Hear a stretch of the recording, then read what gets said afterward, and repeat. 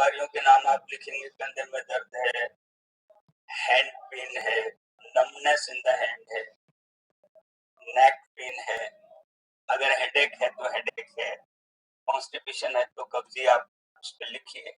आप उसके सारी बीमारियों को मेंशन कर दें इस कागज के राइट साइड में, और लेफ्ट साइड में जहाँ पर स्पेस है थोड़ी, उस जगह पर आप लिख दें रिकमेंडेड ट्रीटमेंट फॉर 10 डेज।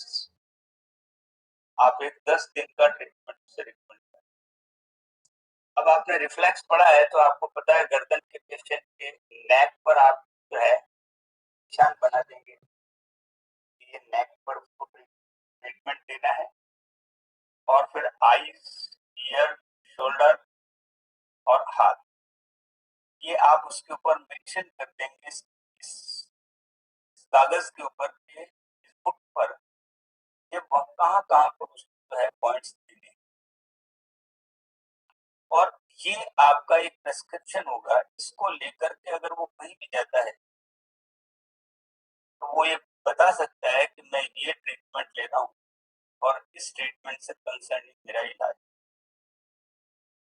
तो आप एक कैसे अपना एक कागज बनाएं और वो एक प्रेस्क्रिप्शन स्लिप की तरह हो, जिसके ऊपर आप मेंशन कर सकते हैं जिस जिस जगह पर, जैसे तनाव है तो आप इस टॉप ऑफ द लाइन जो इसकी अपर लेयर है उसके ऊपर आप निशान बना सकते हैं। ये अपर लेयर के ऊपर तनाव के पॉइंट्स हैं, ब्रेन है, पिट्यूटरी है, पिनियल है, ऐसे आप इसके ऊपर मेंशन कर। अगर स्टोमक का है तो आप उसके यहाँ से लेकर के फिर इस तरीके से आप उसको स्टोमक एरिया के ऊपर मार्क कर। आपको पता है ये स्लिप लेकर के थेरेपी रूम में पेशेंट करता है, अभी तक तो आप पेशेंट को कर रहे हैं। बाय द वे, आपके पास में ऐसा सेंटर हो जहाँ आपका कंसल्टेंसी रूम हो अलग और थेरेपी रूम हो अलग, जिसके अंदर आपके पास 10 आदमी काम कर रहे हैं, तो ये स्लिप लेकर के वो अंदर जाके दिखाएगा पेशेंट। तो वो ये स्लिप देखेगा और हमारा थेरेपिस्ट ये पढ़ेगा कि ये सर्वाइकल का पेशेंट है और इसको ये पॉइंट्स कर। अब आप इसके ऊपर ही मेंशन कर देंगे।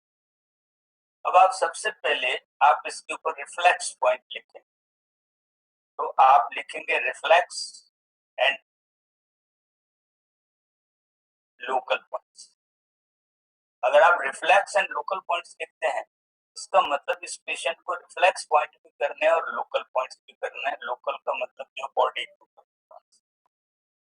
तो आप यहाँ पर लिख देंगे रिफ्लेक्स एंड लोकल पॉइंट्स। अगला आदमी स्लिप को देख लेगा और वो देख लेगा कि इसको रिफ्लेक्स मतलब रिफ्लेक्स के पॉइंट्स करने हैं, और उसके बाद में उसी के कंसर्निंग गर्दन के पॉइंट्स हैं तो गर्दन पर गर्दन के पॉइंट्स करने हैं, बैक के पॉइंट्स करने हैं, कौन से पॉइंट्स करने हैं ये उसको पता लगता है।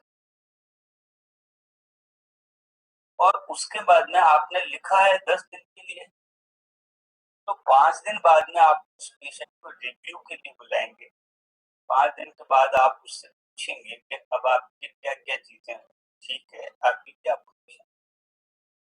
तो पेशेंट आपसे बताएगा जैसा मेरे गर्दन का दर्द ठीक हो गया है, कंधे पर अभी तक दर्द आता है, तो आपने मेंशन कर रखा था कि कंधे का, तो आप उसको मार्क कर देंगे कि अब आप उसकी गर्दन ठीक है लेकिन कंधे पर आ रहा है, नमनेस आ रही है, अंगुलियों में सुन्नपन आ रहा है, आप इस सब चीजों को उसमें मेंशन कर। नींद अच्छी आने लगी है, भूख अच्छी लगने लगी है, अगर पेशेंट आपको जो चीजें कहता है वो तब आप पता कर पाएंगे जब आपने पहले लिखा होगा, तब आपको पता होगा कि इसको ये फायदे हो गए। तो आप 5 दिन का रिव्यू इसके ऊपर वापस मेंशन करो। दिनेश जी इसको हटा दीजिए। तो ये आपके पास में एक प्रेस्क्रिप्शन आया, आपने इसमें मेंशन किया, आपके पास में जैसे फुट रखा हुआ है, आपने देखा कि उस पेशेंट को तनाव है, तो आप इस जगह पर सब जगह पर उसके अंदर जो फुट है उस पर मार्क्स बना दिए, डॉट्स बना दिए। यहाँ पर डॉट्स का मतलब इसको ये पॉइंट्स का, फिर आपने ब्रेन पिट्यूटरी पिनियल मार्क कर दिया कि ये पॉइंट्स का। फिर आपने उसके नेक को इधर और इधर मार्क कर दिया कि ये पॉइंट्स है। फिर आपने उसका मार्क कर दिया उसकी आईज और उसकी ईयर को, तो सर्वाइकल का पेशेंट सारे पॉइंट्स उसको हो जाएंगे। जो आप यहाँ कागज पर मार्क करेंगे उसको पेशेंट वहां पर आपका थेरेपिस्ट उसको देखेगा उस कागज को, उसके आधार पर वो ट्रीटमेंट देगा। या तो आप ही करने वाले हैं इसलिए कोई प्रॉब्लम नहीं है, लेकिन मैं ये सोचता हूँ कि आपको कल को एक ऐसा हॉस्पिटल आप क्रिएट करें जिसके अंदर आपके पास में बहुत सारे, जैसे गुड़गांव के अंदर है 40 बेड का एक हॉस्पिटल है, मैंने खुद की उसकी इंचार्जशिप की है बहुत सालों तक, मैं जाता रहा हूँ। वहाँ रूम में बैठ करके वो आदमी कार्ड बना करके उस पेशेंट को मेंशन करके देता है और अंदर वो ट्रीटमेंट लेता है। तो आप इस तरीके का एक सेटअप किया। अब इसके बाद में आप सबसे पहले पेशेंट को ट्रीटमेंट क्या देंगे? आपका पहला ट्रीटमेंट ये होगा, पेशेंट जैसे ही आता है आपने उससे बातचीत करने के बाद में आप उस पेशेंट को नंबर 1 पोजीशन पर लेकर आएंगे। नंबर 1 पोजीशन ये है कि आपकी बातचीत के बाद में आप उस पेशेंट को थेरेपी रूम में भेजेंगे। तो थेरेपी रूम में सबसे पहले वो पेशेंट फोटो पर या पिरामिड प्लेट पर 5 मिनट के लिए अपना फुट स्टेप करें। को फुट रोलर दिखाओ या फुट प्लेट दिखाओ। अब आप देखिए कि उसके आते ही सबसे पहले प्रक्रिया ये शुरू हो गई। तो जो भी पेशेंट आया किसी भी डिजीज का आया, आपने उसको इसके ऊपर खड़ा कर दिया। अब वो इस पर खड़ा होकर के और वो कदम ताल करेगा और आप उसको कहेंगे कि 50 तक आप इसके ऊपर कदम ताल करो, 50 टाइम्स आप ऐसा। तो सबसे पहले आपका रैंडम ट्रीटमेंट ये हुआ कि आपके रूम में ऐसी प्लेट्स 3 या 4 लगी होनी चाहिए जिसके ऊपर पेशेंट आकर के खड़ा होता है। अगर दो पेशेंट है तो एक पेशेंट है खड़ा रहेगा। अब किसी को खड़े होने में तकलीफ आ रही है, खड़ा नहीं, आप क्या करें? तो आप उसको कुर्सी पर बैठा कर फुट रोलर देंगे उसके ऊपर वो 50 बार उसको रोकना है। फुट रोलर दिखाओ।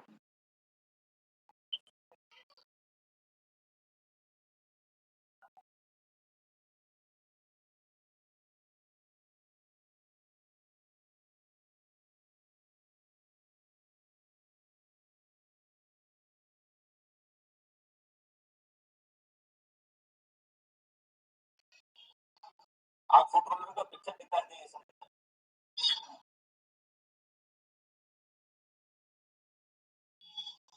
ये देखिए ये फुट रोलर है,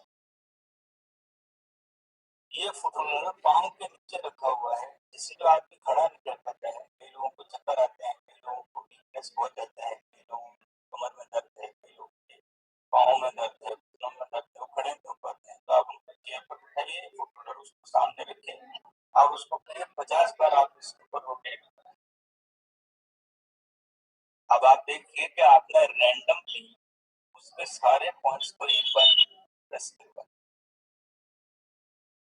तो आपका पहला स्टेप ये हुआ कि हर पेशेंट आने वाला इस रोलर पर खड़ा हो, रोलर पर बैठ करके रोलर कुर्सी पर बैठ कर रोलर करेगा और या फिर वो फुट प्लेट के ऊपर खड़ा होगा। अब खड़े होने की पोजीशन ये रहेगी कि उसका मुंह दीवार की तरफ, आप उसका मुंह दीवार की तरफ कराइए जिस वक्त वो इस प्लेट पर खड़ा होता है। और जब वो प्लेट पर खड़ा होगा दीवार की तरफ मुंह करके और वो इसके ऊपर 50 बार ये करेगा तब तक वो दीवार देख रहा हो। तो अब आप दीवार का उपयोग क्या करना है उसको, क्या आप उस दीवार के ऊपर अपना कोई पेशेंट ठीक हुआ हो और उससे आपने लिख करके लिया हो, जिसको हम कहते हैं कि एग्जिट। अगर आपने किसी पेशेंट को ठीक किया है तो आप उससे लिखवा करके ले लें कि वो इतने दिन आया था मेरे पास, उसकी कमर का दर्द ठीक हो गए, पेट में दर्द ठीक हो गया, सब दर्द ठीक हो गया, वो मेंशन करता है उसकी ओपिनियन, उस ओपिनियन को आप दीवार पर चिपका दें और ऐसा रखें कि एक आध उसके अंदर सर दर्द का हो, एक आध गर्दन दर्द का हो, एक आध पीठ दर्द का हो, एक आध घुटने का हो, इस तरीके से अलग अलग लोगों से आपका लिखवाया हुआ आप उसको एक्सेस करें और वो जब तक ये करेगा तब तक वो उसको पढ़ता रहेगा और उसको ये पता लगेगा कि फला आदमी यहाँ से ठीक होकर गया है, फला पेशेंट यहाँ से ठीक होकर गया है, उसकी ये तकलीफ थी, वो लिखता है। कई लोग ऐसा लिखेंगे, मैं बहुत सीवियर कंडीशन में आया था, मैं चला भी नहीं जाता था, लेकिन मेरे 5 थेरेपी के बाद मैं चलने लगा, ये होने लगा, वो होने लगा। जो भी इंफॉर्मेशन होती है उसको आप वहाँ एक्सेप्ट, इससे क्या होगा? अब आप किसी को दिखा तो नहीं सकते ना कि मैंने इतने पेशेंट अब तक इतने ठीक हुए, वो अपने आप हो रहा है। अब वो पेशेंट और उस पेशेंट का कॉन्फिडेंस भी बढ़ रहा है, मेरे पास ये पेशेंट मैंने डेली और ये पेशेंट मेरे से पहले यहाँ से ठीक होके गए। आप उसका बाकायदा मोबाइल नंबर, आप उसका एड्रेस, ये सब कुछ चाहे तो कंफर्म भी करें, लेकिन जो सच है उसको आप वहां पर टंगा दें ऐसी चीजें, तो आपके ये एग्जिबिट है जो वहां पर रखा हुआ है। आप वहां पर ये भी मेंशन कर सकते हैं कि एक थेरेपी चार्जेस ये, 10 थेरेपीज का चार्जेस ये, पैकेज चार्जेस ये, आपको जो भी पढ़ने को देना है, उससे जो पढ़वाना है उसको आप वहां मेंशन, ताकि उस पर चढ़ते ही उसको ये दिख जाए तो मुझे जाते समय ये काम करना है। आपकी कोई छुट्टी का डे है तो आप लिखिए संडे को उस जगह पर। इसके बाद में वो पेशेंट जब ये प्रेशर प्लेट कर लेता है या फिर ये फुट रोलर कर लेता है, इसके बाद में आप उसको पीसीएम मशीन पे खड़ा करें। धीरे इनको पीसीएम मशीन दिखाओ। ये एक वो मशीन है जो तेजी से वाइब्रेट करती है, इससे आपके ब्लड का सर्कुलेशन प्रॉपर हो जाता है। आप उसके ऊपर उस पेशेंट को खड़ा करें, जैसे ये है, इसके ऊपर पेशेंट खड़ा हो जाएगा। इसका भी मुंह, ये जो अंगूठे वाली साइड है, ये दीवार की तरफ रहेगी और इसका प्लग इन कर दिया जाएगा इसके अंदर ऑटो कट सिस्टम। इसको आप 1 मिनट पर इसको सेट कर देंगे। इसको 1 मिनट पे सेट किया तो 1 मिनट के बाद ये ऑटो कट हो जाएगा, स्टॉप। तो पेशेंट प्रेशर प्लेट करने के बाद में इसमें खड़ा हो जाएगा, दीवार का सहारा लेकर के खड़ा रहेगा, ऐसे दीवार पकड़ लेगा, ऐसे दीवार पे हाथ रख देकर खड़ा रहेगा और आपने इसका प्लग ऑन कर दिया, इसके पीछे प्लग लगा हुआ है, तो प्लग ऑन करते ही ये 1 मिनट तक चलेगा, उसके बाद में ऑटो कट हो जाएगा। ये दो प्रोसेस अभी तक आपने कोई ट्रीटमेंट नहीं किया है, लेकिन पेशेंट का ट्रीटमेंट शुरू, उसकी पूरी बॉडी के अंदर अच्छी तरीके से ब्लड का सर्कुलेशन हो गया, इसके माध्यम से उसके पाँव के नीचे के पॉइंट एक बार और प्रेस हो गए। 50 बार वहां हुआ था, 50 बार लगभग यहाँ हो जाएगा, इसका मतलब 100 टाइम उसके सारे पॉइंट्स हो। अब पेशेंट आपके टेबल पर आए, टेबल दिनेश जी, अगर टेबल का पिक्चर हो तो आप दिखा दीजिए, तो आप मेरे वाले थेरेपी रूम का एक उसमें जैसे एक टेबल लगी हुई है, उस टेबल के ऊपर आप एक व्हाइट चादर लगा के रखेंगे। ये देखिए, एक व्हाइट चादर होगा, उसके ऊपर दो तरह के नैपकिन होंगे, एक ब्लैक नैपकिन होगा, एक व्हाइट नैपकिन। जो व्हाइट नैपकिन है वो सर की तरफ रहेगा और जो ब्लैक नैपकिन है वो पाँव। पेशेंट लेट जाएगा और लेटने के बाद में उसके फुट आपके बिल्कुल जिस तरफ आपकी चेयर है उस तरफ बिल्कुल सामने ऐसे है, और पेशेंट का सर जो है वो दीवार की तरफ, जिस तरफ दीवार है उस तरफ अगर व्हाइट लगा हुआ है वो उस तरफ आप उसको सीधा लेटा दें। अब आपका पेशेंट टेबल पर आ गया है, पेशेंट सीधा लेट गया है। पेशेंट की जो टेबल है, उस टेबल की साइज जो है वो इतनी हो गया पेशेंट आराम से पाँव लंबे करके लेट सकते। और आप हर पेशेंट के टेबल पर नीचे की तरफ आप एक योगा मैट लगा दें, उसके ऊपर चादर ताकि वो बहुत ज्यादा चुभे नहीं टेबल। अब वो लेट गया है पेशेंट, लेटने के बाद में अब आप चाहें तो उस पेशेंट के उसके ऊपर मैग्नेट्स लगा सकते हैं। दिनेश जी आप वापस जो है बता दीजिए।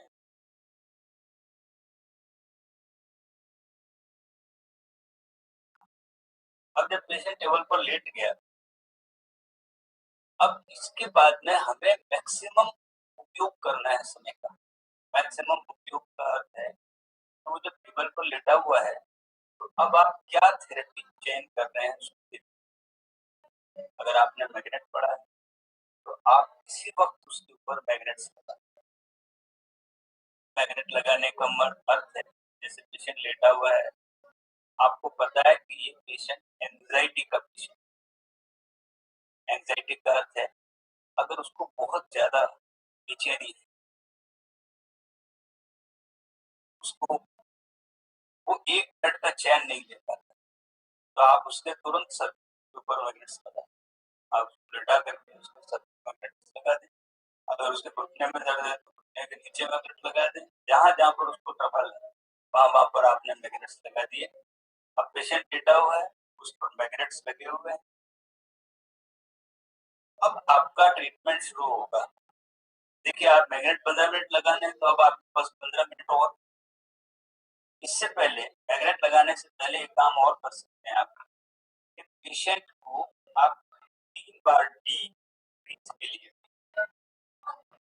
डीप ब्रीथ का मतलब होता है सांस अंदर नीचे 20 तक काउंट करें और वापस तो आपका पेशेंट लेट जाएगा, लेट करके वो 3 बार इसको रिपीट करेगा। सांस को अंदर लेना, रोकना और वापस छोड़ना। सांस को अंदर लेना, 20 तक काउंट करना और वापस छोड़ना। ये प्रोसेस आपने उस पेशेंट को कराया है 3 बार। इसका मतलब अब वो पेशेंट फुल ऑफ ऑक्सीजन है, वो आपके टेबल पर लेटा हुआ है। इसके बाद में आपका ट्रीटमेंट शुरू होगा रिफ्लेक्स का। आप उसके पाँव की तरफ जो बैठे हैं, अब आप ट्रीटमेंट क्या देंगे। आप सबसे पहले हेड एरिया का, सबसे पहले आप उसका रिलैक्सेशन शुरू करें। रिलैक्सेशन की एक टेक्निक है। टेक्निक क्या है, जैसे पेशेंट लेटा हुआ है, आपने उसका पाँव का अंगूठा पकड़ा, उस अंगूठे को पकड़ करके क्लॉकवाइज आपने 3 बार उसको क्लॉकवाइज और 3 बार एंटी क्लॉकवाइज मूवमेंट कराया और उसके बाद में इसको खींचा। आपने क्या रिलैक्सेशन दिया है पता है, आपने रिफ्लेक्सोलॉजी के माध्यम से उसकी गर्दन को रिलैक्स किया है। अगर आप थके हुए हो तो आप क्या करें, आप ये करते हैं बैठे, फिर आप वापस ये करते हैं, ये करते हैं जब आप थके हुए। तो आपने नेक रिलैक्सेशन, पेशेंट का ये रिलैक्सेशन टेक्निक है, रिफ्लेक्सोलॉजी से आप उसको रिलैक्सेशन देंगे। तो पेशेंट लेटा हुआ है, आप उसको पकड़ करके क्लॉकवाइज एंटी क्लॉकवाइज सारी अंगुलियों, एक बार clockwise anticlockwise clockwise anticlockwise, आप ऐसा करके सारी अंगुलियों को कर दें। इसके बाद में आप इस तरीके से उसकी एड़ी को आप अपने हाथ पर रख लेंगे और इस तरीके से उसके पंजे को पकड़ करके आप ये रोटेशन देंगे। ये रोटेशन एक बार ऐसे घुमाया है, एक बार ऐसे घुमाया है। तो इसका अर्थ ये हुआ कि आपने उसकी कमर का रिलैक्सेशन किया है, वो आप ये रोटेशन दिला रहे हैं उसको लेटे, क्योंकि उसकी बैक बोन ट्विस्ट कर रही है। आपने फुट रिफ्लेक्शन पढ़ा है, उसको जब ये ट्विस्ट करते हैं उसकी बैक बोन ट्विस्ट, तो आपने बैकबोन ट्विस्ट करने का काम किया है लेटिव रोटेशन। ये सब जनरल पॉइंट है। अभी तक हमने ट्रीटमेंट शुरू किया है, सब रिलैक्सेशन टेक्निक। इसके बाद में आपके पास में पाँव ऐसे है, आपने उसको आगे पीछे की तरफ मोड़ा, आगे की तरफ, पीछे की तरफ मोड़ा, आगे, ये आपने किया। देन इस लाइन के ऊपर आपने ये पॉइंट्स इन अंगुलियों के इसके माध्यम से ये पॉइंट्स करते हुए आप यहाँ तक आए, इस लाइन ये करते हैं और यहाँ पर आप ये करते हैं। अगर आप ये काम कर रहे हैं तो पेशेंट के ऊपर आपने रिलैक्सेशन किया है, तो इसको हम लोग रिलैक्सेशन टेक्निक कहते हैं। तो आप पेशेंट टेबल पर आने के बाद में आपका फर्स्ट स्टेप होगा उसका डीप ब्रीथ कराना और सेकंड स्टेप होगा उसका relaxation, relaxation through foot reflex. और ये रिलैक्सेशन टेक्निक है कि आपने उसके अंगूठे को किया है क्लॉकवाइज, एंटी क्लॉकवाइज, ये सब। इसके बाद अब आपके पॉइंट शुरू होंगे। अब आप पॉइंट शुरू करते समय हेड एरिया का जी, आपके पास में दो तरह के पॉइंट्स हैं, जिसको एक को पॉइंट्स को कहेंगे आप जनरल पॉइंट्स और एक को कहेंगे आप स्पेसिफिक पॉइंट्स। अब आप जनरल पॉइंट किसको कह रहे हैं? जनरल पॉइंट वो पॉइंट्स हैं जो सभी पेशेंट को करते हैं, और स्पेसिफिक पॉइंट वो है जो जिस डिजीज का पेशेंट है उसको उस डिजीज पर पॉइंट्स कर। तो सबसे पहले आप जनरल पॉइंट शुरू करेंगे। अब आप जनरल पॉइंट क्या है? जनरल पॉइंट ये है कि आपके पास में कोई भी पेशेंट आया तो आप ये मान के चलिए कि बिना तनाव के कोई पेशेंट नहीं आ सकता। कोई पेशेंट विदाउट टेंशन आपके पास आ सकता है? नहीं आ सकता। इसकी वजह क्या है कि अगर घुटने में दर्द है तो भी टेंशन है, पेट में दर्द है तो भी टेंशन है, कंधे में दर्द है तो भी तनाव है। तो आपका पहला ट्रीटमेंट उसके टेंशन को खत्म करना। अब आपका जनरल पॉइंट है हेड एरिया में। हेड एरिया के जनरल पॉइंट में आप क्या करेंगे? आप चाहे तो मेंशन आप इसको राइट डाउन कर सकते हैं कि हेड एरिया के जनरल पॉइंट्स क्या हैं? टेंशन, ब्रेन, पिट्यूटरी और पीनियल। ये पॉइंट्स आपको हर पेशेंट को हेड एरिया में करने। ये पॉइंट्स कैसे करेंगे? पेशेंट आपके सामने लेटा हुआ है, ये आपके पास में जिम्मी है, ये जिम्मी से आपने पेशेंट की इस एरिया पर ये रोटेशन कराया। अब आप देखिए जिम्मी का इस हिस्से पर अंगुली है, इस जगह पर ये आपका ये रखा हुआ है और आप इसको ये रोटेट करा रहे हैं। इसके बाद में अंगुली के ऊपर का रोटेशन होगा, फिर इस अंगुली का रोटेशन होगा, वो फुट के ऊपर कर रहे हैं, ये रोटेशन होगा, ये रोटेशन। इसका मतलब तनाव के पॉइंट्स क्या है? आपने 3 बार इसको रिपीट किया, इसका मतलब आपने टेंशन के पॉइंट। इसके बाद मैंने कहा आप उसकी बॉडी के ऊपर काम करने जा रहे हैं, तो बॉडी का हेड ब्रेन है। तो आप किसी भी घर में एंट्री लेते हैं तो आप उससे पहले उसके हेड ऑफ द फैमिली से अप्रोच। तो बॉडी का हेड ऑफ द फैमिली कौन है? ब्रेन। तो आपने उसके बाद ब्रेन के पॉइंट को टच किया ऐसा, और आपने जिम्मी को यहाँ से दबाव देना है। ये दबाव यहाँ से जाएगा, इससे केवल आपने पकड़ रखा है, दबाव आपका इस जगह से जा रहा है। तो आपने ये देखिए, आप इस तरीके से किस अंगूठे के ऊपर ये ब्रेन का पॉइंट यहाँ पर आएगा, आपने इस जगह पर केवल 3 बार प्रेशर किया जनरल को, और 3 बार रिपीट।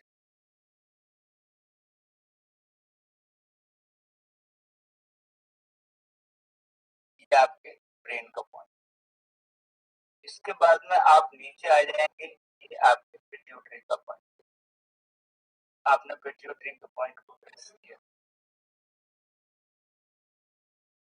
फिर आप इधर साइड पर आ जाएंगे तो पीनियल का पॉइंट है, आपने पीनियल पॉइंट को प्रेस, इसका मतलब ब्रेन, पिट्यूटरी और पीनियल, ये टेंशन ब्रेन, पिट्यूटरी, पीनियल आपको हर पेशेंट को करना है। तो अब आपको ये तो सोचने की जरूरत नहीं है कोई पेशेंट आया तो आप क्या करेंगे, किसी डिजीज को आप सबसे पहले उसको उस पर खड़ा करेंगे, फिर आप टेबल पर लाएंगे, फिर रिलैक्सेशन करेंगे, उसके बाद हेड के जनरल पॉइंट, ये हेड एरिया का जनरल पॉइंट हो गया।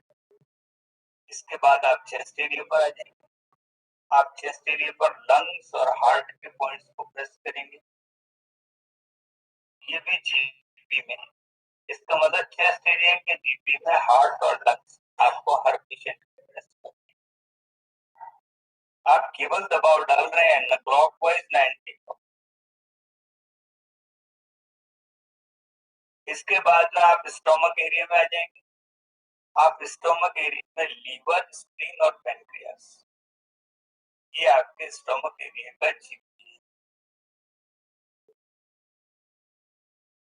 इसका मतलब हेड एरिया का जीपी क्या, चेस्ट एरिया का जीपी क्या, स्टोमक एरिया का जीपी, स्टोमक एरिया के जीपी में आपने लीवर, स्प्लीन और पैनक्रियास। इसके बाद और जीपी क्या है, इसके बाद में लोअर लिम्ब पोर्शन का जीपी है किडनी, यूरिनरी ब्लैडर, तो आपने केयूबी के पॉइंट्स कर दिए फोटो पर, जो आपको दिखाए गए हैं कि ऊपर जहाँ किडनी है वहां से प्रेशर करते हुए नीचे की तरफ आकर के ब्लैडर पे खत्म, ये आपने किया। और इसके बाद में आपने किडनी के दोनों तरफ जो रिप्रोडक्टिव सिस्टम के पॉइंट्स हैं उनको प्रेस किया, ये आपने जीपी में किया। अब आपको आश्चर्य होगा कि जीपी का करने का मीनिंग क्या है। इस जीपी के करने का मीनिंग ये है कि दुनिया की कोई डिजीज इन पॉइंट से बाहर नहीं। अगर आपने ये पॉइंट्स किसी भी पेशेंट को दिए हैं तो कोई डिजीज,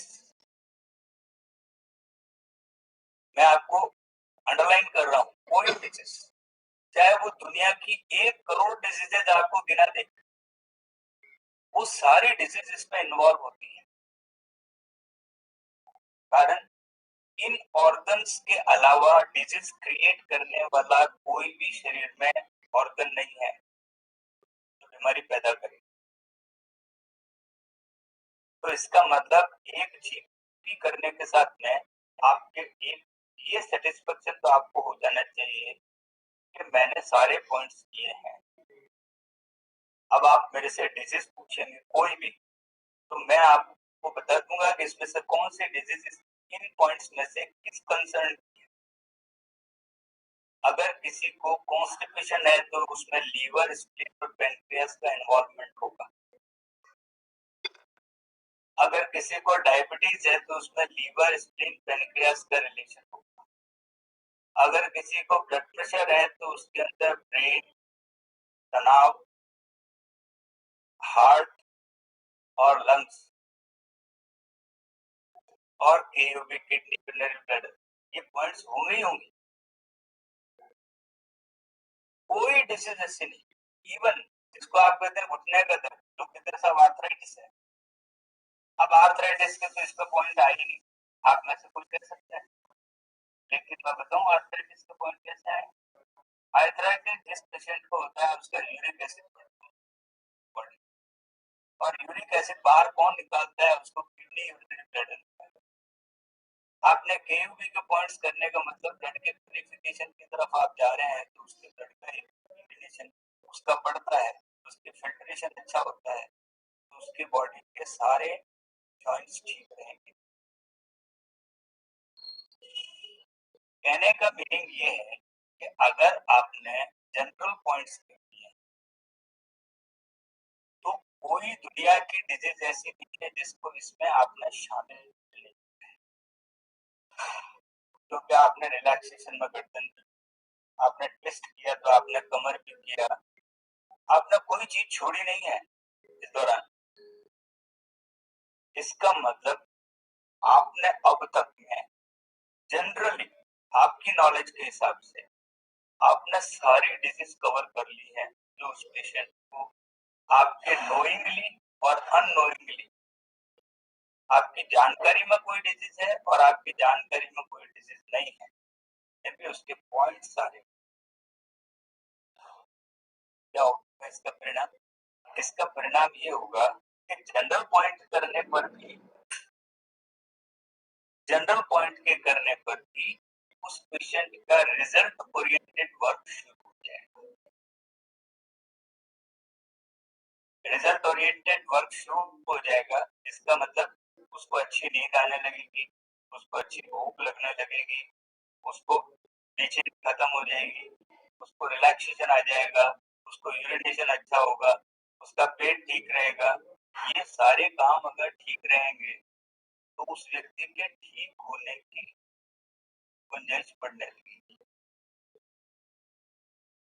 अब आपने पहले दिन, अगर आपको कुछ नहीं पता कि इस बीमारी के बारे में, आप कुछ नहीं जानते, जो पेशेंट ने बताई थी आपने केवल सुनी,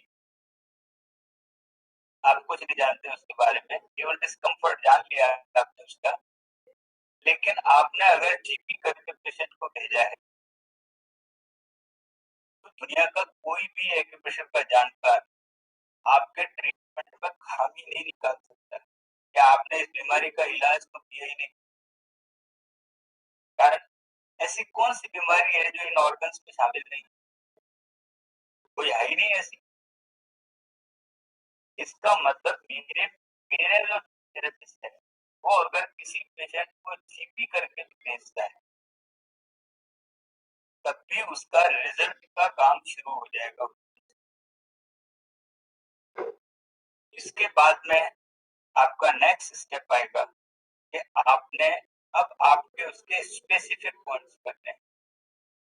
अब स्पेसिफिक पॉइंट्स क्या है? जैसे वो पेशेंट सर्वाइकल का है,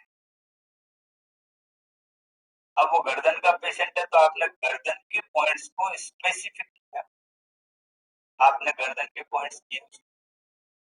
अब आपने गर्दन के अंदर उसके कंधे इन्वॉल्व किए, उसके हाथ इन्वॉल्व किए, उसके आईज इन्वॉल्व किए, उसके कान इन्वॉल्व किए, क्योंकि ये सब उससे रिलेटेड डिजीज है। ये आपने कंप्लीट पॉइंट्स उसके किए हैं उस पेशेंट के जो उसने कंप्लेंट की थी। अगर वो आदमी किडनी का पेशेंट है तो आपने किडनी के पॉइंट्स वापस किए, एक बार पूरे ध्यान रख करके आपने उन पॉइंट्स को किए जो किडनी से संबंधित। इसका मतलब ये है कि आपने पहले जनरल पॉइंट किए और उसके बाद में स्पेसिफिक पॉइंट। स्पेसिफिक पॉइंट में जो जहां पर तकलीफ है, अब उसने अगर उसने कहा कि साहब मुझे कब्जी रहती है, पेट में दर्द रहता है, एसिडिटी रहती है, गैस्ट्रिक रहती है, कोलाइटिस रहती है, तो आप उसके डाइजेस्टिव सिस्टम के सारे पॉइंट्स करेंगे।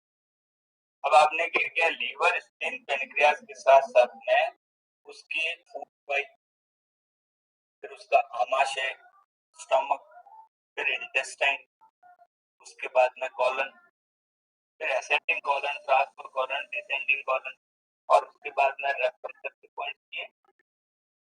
ये कब किए? जब वो पेशेंट कॉन्स्टिपेशन का है। जनरल पॉइंट्स में तो आपने लीवर, स्किन, पेनक्रियास किया, ये जनरल चेकअप है, और वो स्पेसिफिक चेकअप है। तो आपके पास में जनरल पॉइंट्स होंगे और आपके पास स्पेसिफिक पॉइंट्स। आपने इस तरीके से पॉइंट। अब आप देखिए कि स्पेसिफिक पॉइंट्स को करते समय, अब आज आपको पता नहीं है उस डिजीज के बारे में, जो पेशेंट आपके पास में आया उसने कहा साहब मुझे पेट में दर्द, आपने पेट के जो पॉइंट जानते थे वो आपने कर दिए, लेकिन आपके पास पेशेंट 10 दिन के लिए है, तो आप क्या करेंगे? आप अपने रेफरेंस खोलेंगे और आप सब रिमाइंड करेंगे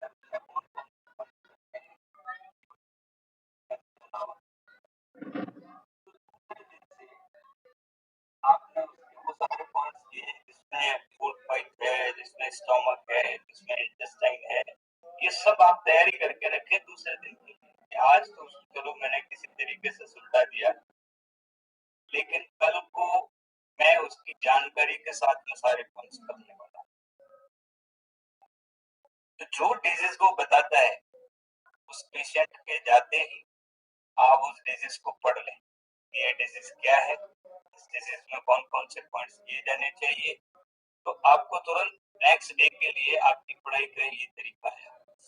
आप ऐसे बैठ कर पढ़ेंगे तो कोई चीज याद नहीं रहेगी, लेकिन आपको तब याद रहेगी जब आप उसे करना है और नेक्स्ट डे करना है। अब आप वो पेशेंट वापस आने वाला है, आज तो मैंने उसको डीपी करके अपनी नॉलेज को छुपा दिया, किसी तरीके से मैंने उसको सुलझा दिया, लेकिन वो कल आएगा तो मैं उसको वो सारे पॉइंट्स करूंगा जो पॉइंट्स मुझे करने चाहिए। तो नेक्स्ट डे से आपका तरीके से पॉइंट शुरू हो जाएगा। अब वो अगर किडनी यूरिनरी ब्लैडर का पेशेंट था तो आप नेक्स्ट डे तक उसकी किडनी यूरिनरी ब्लैडर के सारे पॉइंट्स को अच्छी तरीके से लोकेट करके और आप उसके फुट के ऊपर दूसरे दिन करेंगे। आपके पास 10 दिन आने वाला है, वो 10 दिन से पहले हम किसी पेशेंट को लेने से इनकार नहीं करेंगे। आपको मिनिमम किसी पेशेंट को ट्रीटमेंट 10 डेज देना है। तो कोई आपसे पूछेगा साहब मैं कितने दिन आना है मुझे ट्रीटमेंट लेने, तो आप बताइए कि फर्स्ट स्टेज में आपको 10 डेज की थेरेपी लेगी और 10 डेज की थेरेपी का मीनिंग हुआ आप 10 डेज का डिपॉजिट से एक साथ ले लें। आप अपना पैकेज बना के रखें, उसके 10 डेज का आपको कितना पेमेंट लेना है, आप उस पेमेंट को उससे उसी दिन ले लें कि आपका 10 डेज का पैकेज ये है। आप अगर आ रहे हैं तो आप भी पैसा जमा करें, पेशेंट पैसा जमा करा देता है। और अगर वो ये कहता है कि मैं साहब इस पोजीशन में आया नहीं, मुझे नहीं पता था कि मुझे 10 डेज आना है, मैं तो एक दिन के हिसाब से आया था, तो आप उससे कोई बात नहीं, आप कल जमा करा दीजिएगा, आज आप ट्रीटमेंट लेकर आप उसे ट्रीटमेंट दे दीजिए। लेकिन आपका आपका मोटिवेशन ये रहेगा वो 10 डेज आए। आप ऐसा नहीं करें कि वो आज आया है और आज का ट्रीटमेंट देख करके मैं कह देता हूँ आज के पैसे ले लेता हूँ, वो कल नहीं आएगा, वो परसों नहीं आएगा और उसके बाद में बदनाम करेगा मैंने ट्रीटमेंट लिया था मुझे फायदा नहीं, क्योंकि 10 डेज के ट्रीटमेंट में फायदा आएगा, 5 डेज में उसके अंदर फायदे को दिखना शुरू हो जाएगा और 10 डेज में उसको 90% तो आप किसी भी पेशेंट को 10 डेज के लिए बाउंड करें। और अगर वो एक दिन का ट्रीटमेंट लेता है किसी इमरजेंसी, जैसे उसकी फ्लाइट है, वो मेरे पास आज आ गया और उसने कहा साहब कल तो मेरी फ्लाइट है मुझे तो जाना है, तो आप क्या करेंगे? तो आप उसको कहेंगे मैं आज की थेरेपी आपको देता हूँ, तो एक दिन की थेरेपी का चार्जेस बिल्कुल अलग होगा जो उस पैकेज के अंदर शामिल, कंसल्टेंसी प्लस वन थेरेपी। तो वो आप पेशेंट की कैपेसिटी के हिसाब से डिसाइड कीजिए कि वो आदमी आपको कंसल्टेंसी कितनी देगा और फिर वन थेरेपी चार्जेस। अगर वो कंसल्टेंसी करके चला जाता है, ट्रीटमेंट कर लेता है, तो आप केवल उसको ये बता दें कि ये डिजीज है और ये पॉइंट उसके अंदर हम लोग करेंगे इस तरीके से। whenever you want you may come and take it। इसके बाद में 10 डेज का है, मैंने 10 डेज का मतलब अब वो आदमी कहता था मैं तो पूरी जॉब पे रहता हूँ, दूसरे दिन मेरे को परसों जाना है, तो आप उससे कहिए कोई बात नहीं मैंने 10 डेज बोला है, इसका मतलब 10 थेरेपीज आपको इस पैकेज में मिलेगी, आप उसको 10 थेरेपीज देंगे, वो 2 दिन छुट्टी आएगी तो 2 दिन आप सुबह एब्सेंट लिखा जाएगा। तो आप इस तरीके से एक मैनेज बनाए ट्रीटमेंट का और उसके बाद में उस पेशेंट के पॉइंट्स को आपने शुरू किया। अब आप देखिए कि उस पेशेंट को, जो पेशेंट आपके पास में, अब आपने पढ़ा है कि अगर बैक का पेशेंट है तो आपको क्या करना है, अगर हेड का पेशेंट है तो आपको क्या करना है, पॉइंट्स आपको सब बताएंगे कि आप किस तरीके से उन पॉइंट्स को करेंगे। जैसे अब उस पेशेंट को मैंने जैसे बताया कि आपको आपने आपने जो है जैसे हेड के पॉइंट से तो आपने यहाँ यहाँ यहाँ किया है, आप उस पेशेंट को पॉइंट्स करेंगे और इन पॉइंट्स को करने के लिए आपको बताया कि 3 सेकंड से 6 सेकंड के लिए आप किसी भी दबाव को देंगे। अब दिनेश जी जैसे जैसे इनको एक पेशेंट आया है जो बैक बोन का है,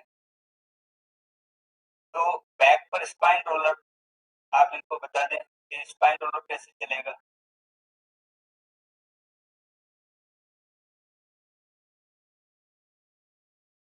आप इनको बैक बोन दिखाएं और बैक बोन का स्पाइन रोलर। अब देखिए बैक बोन का पेशेंट है और मैंने आपसे बताया था कि जनरल पॉइंट्स में बैक बोन होता है। अगर आप फुट पे कर रहे हैं तो आप दोनों तरफ के बैक बोन को करेंगे, ये साइड के बैक बोन को करेंगे और ये हाथ और पांव के पॉइंट्स को करेंगे। लेकिन उल्टा लेटा करके और अगर आप उसके बैक के ऊपर तो आपके सेकंड लेवल पर आया था, लेकिन आप बैक पर आप उसको उल्टा लेटाएं और उसके ऊपर वाइब्रेट करें या उस पर स्पाइन रोलर, तो आप उस पेशेंट को जब आपने कंप्लीट जीपी कर लिया, उसके फुट के रिफ्लेक्स पॉइंट कर लिए, अब आप उसके लोकल पॉइंट्स पर आएंगे। अब लोकल पॉइंट्स को करते समय आप उसके हेड एरिया के पॉइंट्स को, जैसे आपने 3 पॉइंट किया है तो आपने ये पॉइंट्स उसको किए हैं, आपने सर पे किया है, आपने बैक पर किया है।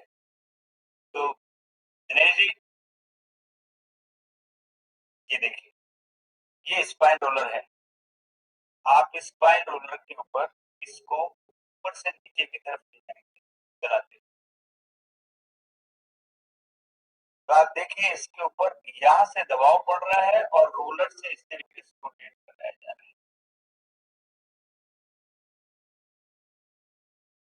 इस स्पाइन रोलर, इसको हम लोग स्पाइन रोलर कहते हैं, चाहे अपर बैक पेन हो, चाहे मिडिल बैक पेन हो, चाहे लोअर बैक, और अगर पेन नहीं भी है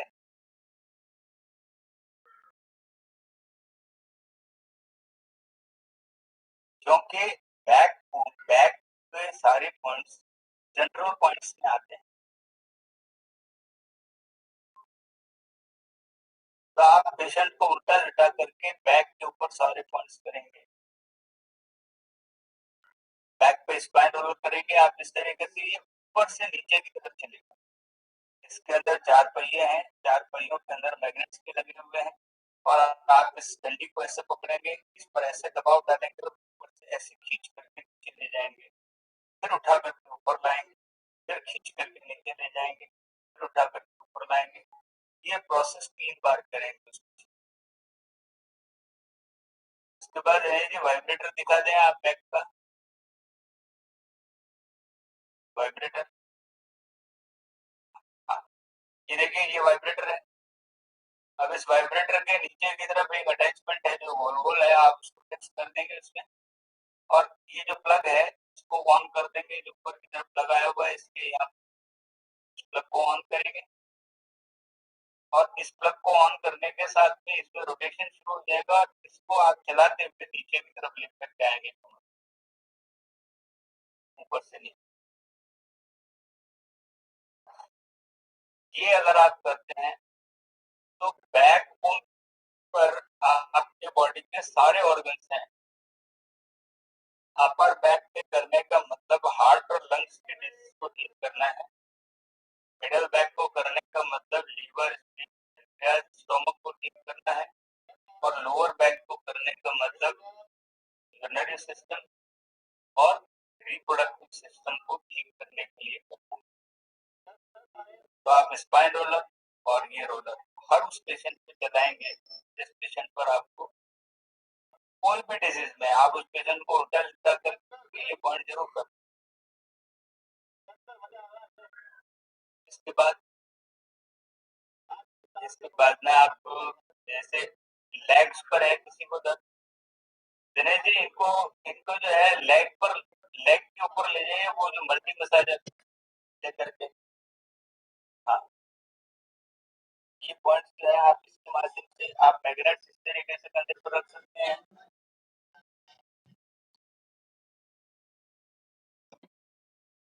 ये देखिए, ये एक रोलर है, ये जिनको लेग्स में पेन है, पूरे पाँव में साइटिका का दर्द आ रहा है, उस पेशेंट को आप इस तरीके से ये जो रोलर है इसके माध्यम से आप उस पर रोटेट कराएंगे। और इसका डिजाइन टैंक की तरह है। जैसे टैंक के पहिए होते हैं वो किसी उबड़ खबड़ जगह पर चढ़ जाते हैं, किसी गड्ढे में उतर जाते हैं, तो ये पॉइंट्स इसके पहिए अपने आप एडजस्ट करते हैं। ये रोटेशन के लिए ले सकते हैं। और जब ये पाँव ज्यादा जैसे थाइज है वो दौड़ी है तो ये ऐसे रहेंगे, जब आप इसको नीचे लेके आएंगे तो ये यूं होंगे, ये और नजदीक आ जाएंगे जब आप इसको दबा दें। ये इसमें ऑटोमेटिक सिस्टम है, इसमें पॉइंट्स भी होंगे और इसके अंदर मैग्नेट्स के डॉट्स भी लगे हुए हैं। मैग्नेट आप इसको पूरे हाइट से लगा कर फुट तक ले जाएंगे दोनों को, और आप इसको कम से कम 6 बार मैग्नेट के ऊपर इसको आंखों पर पट्टी वाला एक दिखाइए जो पेशेंट के आईज पर लगाते हैं।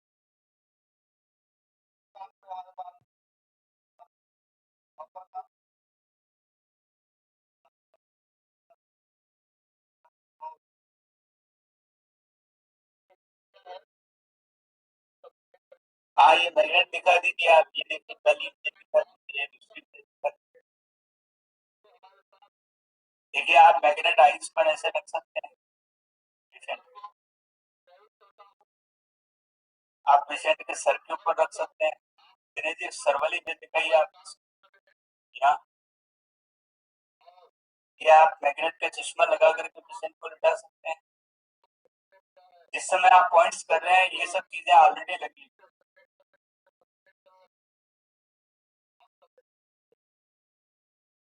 ये आप लगा सकते हैं।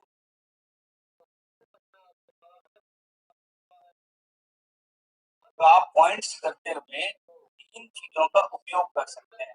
अब जैसे नेक पिन है तो आप नेक पिन में उसको गर्दन के ऊपर जो है वो सर्वाइकल बेल्ट दिखाई देने,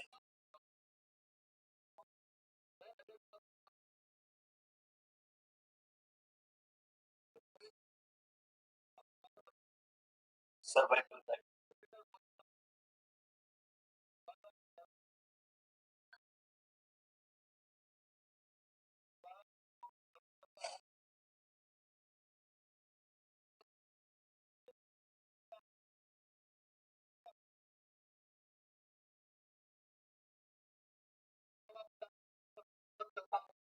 ये देखिए, ये नेक के ऊपर जिनको गर्दन पे दर्द है उनको इस तरीके का बेल्ट गर्दन पर लगाया जा सकता है।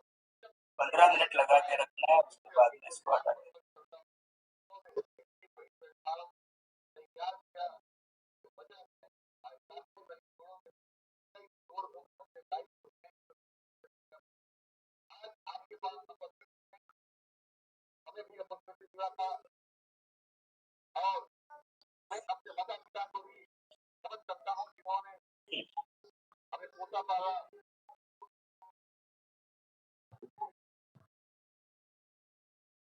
हाँ, तो ये आप वापस से तो ये वापस जो है ये हटा दीजिए सब।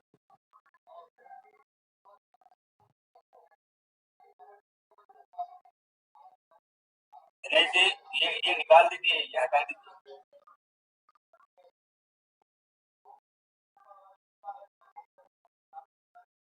हाँ, ये बहुत सारे उपकरण है, जैसे कि आपने नी के ऊपर आप वाइब्रेट कर सकते हैं, आप आप बहुत सारी चीजों का उपयोग कर सकते हैं जिनको आप उपयोग में लेना चाहें। आप हैंड रोलर यूज कर सकते हैं जो हाथों के लिए है। धीरे धीरे इमेजेस हटा दीजिए।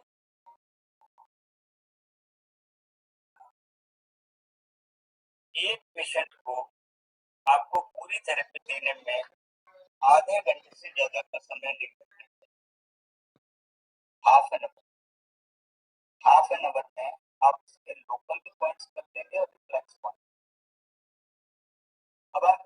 रिलैक्स पॉइंट आपने फुटने के लोकल पॉइंट्स अपने बॉडी पे, इन टोटल पॉइंट्स को करने में आपको कम से कम 20 मिनट से लगा करके आधा घंटा लगा। वो आधा घंटा इसमें लगा है कि 5 मिनट आपने आपके फुट होल्डर और उस पर निकल जाएंगे। अब आपके पास में कोई आदमी पूछता है कि थेरेपी कितनी देर के लिए देनी है, तो आप उनको बताइए कि थेरेपी में आपको आधा घंटा लगेगा। वो आधा घंटा शेड्यूल करके आएगा। आपके टेबल पर चढ़ने से लगाकर टेबल से आपके पास में आने से लगाकर जाने, पहले दिन आपका कंसल्टेंसी का टाइम अलग लगा है, दूसरे दिन से वो आदमी सीधा थेरेपी रूम में जाएगा। आपके पास में उसका कोई कंसल्ट नहीं है, वो सीधा कहाँ जाएगा, वो जाकर के खड़ा हो जाएगा पिरामिड प्लेट पर, उसके बाद मशीन पर, फिर वो टेबल पर लेट जाएगा, उसके मैग्नेट्स लग जाएंगे, आप उसको जनरल पॉइंट्स करेंगे, जनरल पॉइंट्स के बाद उसके स्पेसिफिक पॉइंट्स करेंगे, और स्पेसिफिक पॉइंट्स के बाद में आप उसके लोकल पॉइंट्स करने के बाद में आप उस पेशेंट को विदा करेंगे। ये आपके पास में एक रेगुलर प्रोसेस रहेगा। अब देखिए कई बार ऐसा होता है कि कई पेशेंट आपको कहते हैं कि सर 5 दिन हो गए, 6 दिन हो गए, फर्क नहीं। जब कोई आपसे ये कहे कि फर्क नहीं हो रहा, तो आप इस बात को बिल्कुल मत सोचिए कि उसने आपको जो है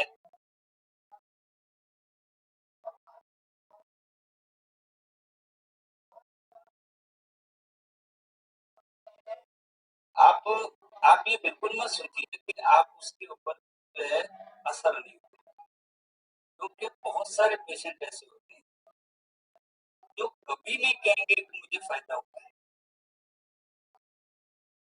वो इतने नेगेटिव अप्रोच के लोग होते हैं, वो आपको कभी नहीं कहेंगे कि मुझे फायदा हुआ है। वो कहेंगे साहब 5 दिन निकल गए, 10 थेरेपी पूरी हो गई और आपने रिव्यू पे बुलाया तो आप अच्छा क्या क्या फायदा है? अरे साहब मेरे को तो कोई फायदा नहीं। तो आप इसके ऊपर आप बिल्कुल निराश नहीं हो। निराश इसलिए नहीं हो कि 100% वो पेशेंट सच नहीं, क्योंकि ये हो ही नहीं सकता है। किसी पेशेंट के 20 मिनट लेटने पर भी फायदा होता है। आप तो ये बात कर रहे हैं कि उसको कुछ फायदा नहीं हुआ। अगर कोई पेशेंट टेबल पर सीधे 20 मिनट लेट भी जाता है तो उसकी बॉडी को रिलैक्सेशन आ जाता है। और मेरे कई पेशेंट तो मेरे टेबल पर ही सो जाते हैं, जिनको घरों में नींद नहीं आती वो भी वहां पर नींद लेते हैं, रिलैक्सेशन के दौरान ही उनको नींद आ जाती है।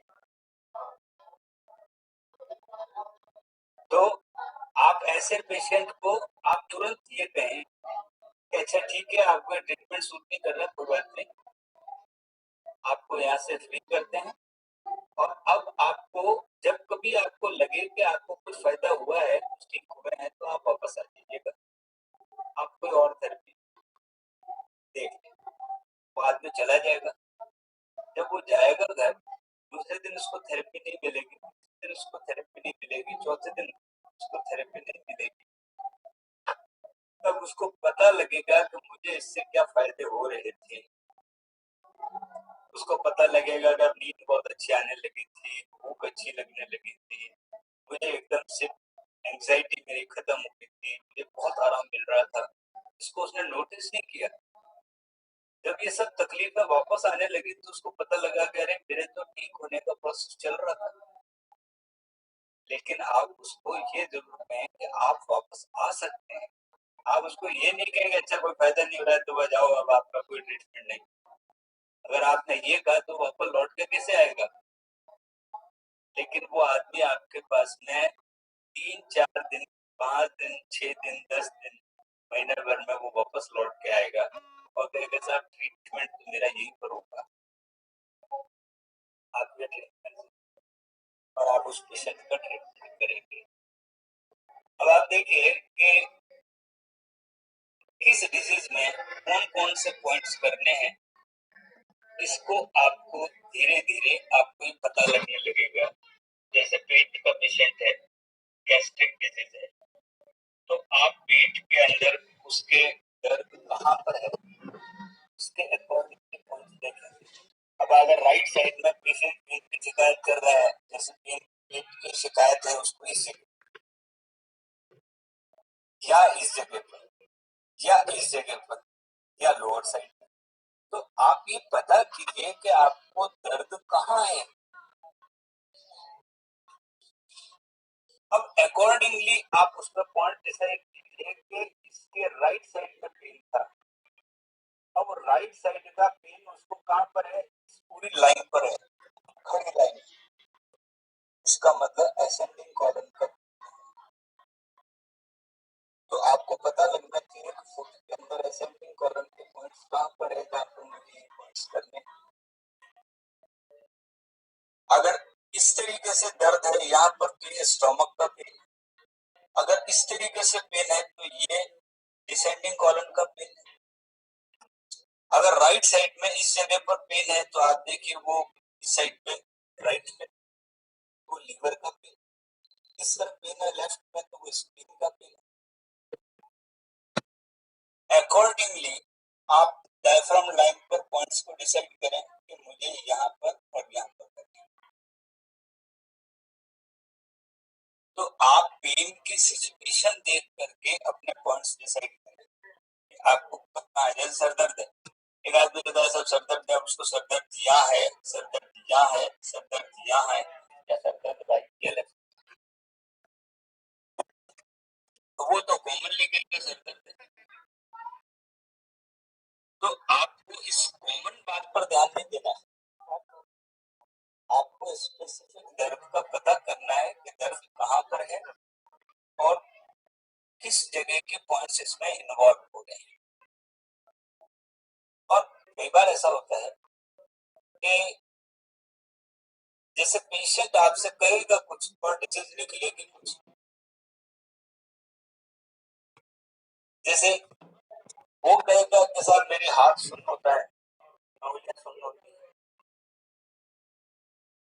अब वो एक्सपेक्ट कर रहा है कि आपका ट्रीटमेंट यहाँ पर होगा क्योंकि ये जगह तकलीफ में है, लेकिन आप ट्रीटमेंट यहाँ कर रहे होंगे।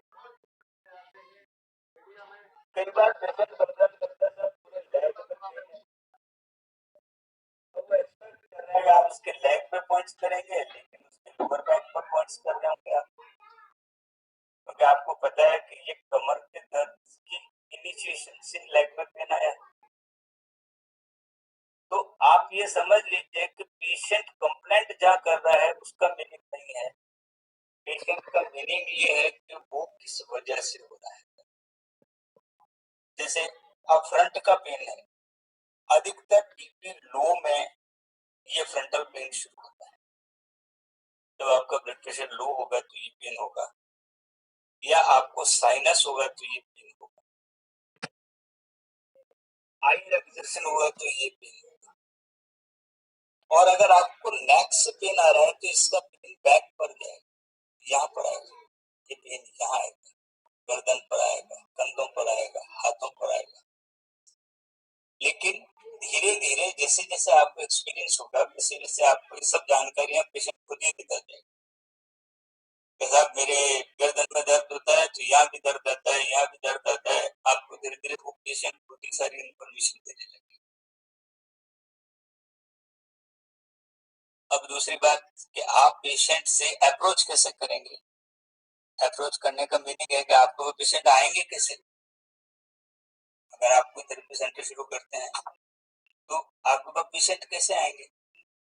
पेशेंट ऐसे आएंगे कि आप अपने निकटतम, जैसे स्कूल है या कोई सोशल ऑर्गेनाइजेशन, आप वहां पर जाकर के उनके हेड ऑफ द इंस्टीट्यूशन से आप एक रिक्वेस्ट करें कि मैं आपके स्कूल में टीचर्स और स्टूडेंट्स के लिए एक ट्रीटमेंट सिस्टम पर बात करना चाहता हूँ जो विदाउट मेडिसिनल ट्रीटमेंट सिस्टम है। आप थोड़ी सी जानकारी उन बच्चों को दें, आप किसी सैटरडे को उनके बीच में जाएं और जाकर के अपना लेक्चर दें या अपने इक्विपमेंट्स की एग्जीबिशन रखें, आप उनको एक चार्ट दिखाएं। उसके बाद में जब आपका ये सबसे अच्छा माध्यम होगा आपके ट्रीटमेंट को सर्कुलेशन का, क्योंकि आपके पास की स्कूल थी तो वहाँ के स्टूडेंट्स और वहाँ के टीचर्स और उन स्टूडेंट्स के माध्यम से उनके अभिभावक वहां तक आपके अप्रोच हुई है। तो कई लोग मेरे से कहते हैं सर हम लोग शहर के अंदर है, नए हैं, कैसे शुरू करें? तो आप अपने निकटतम कॉलोनी के अंदर आप निकटतम किसी अच्छे स्कूल को देखिए, वहां जाकर के आप उनके प्रिंसिपल से अप्रोच कीजिए, आप उनसे कहिए कि मैं विदाउट मेडिसिनल ट्रीटमेंट सिस्टम पर बच्चों से बात करना चाहता हूँ।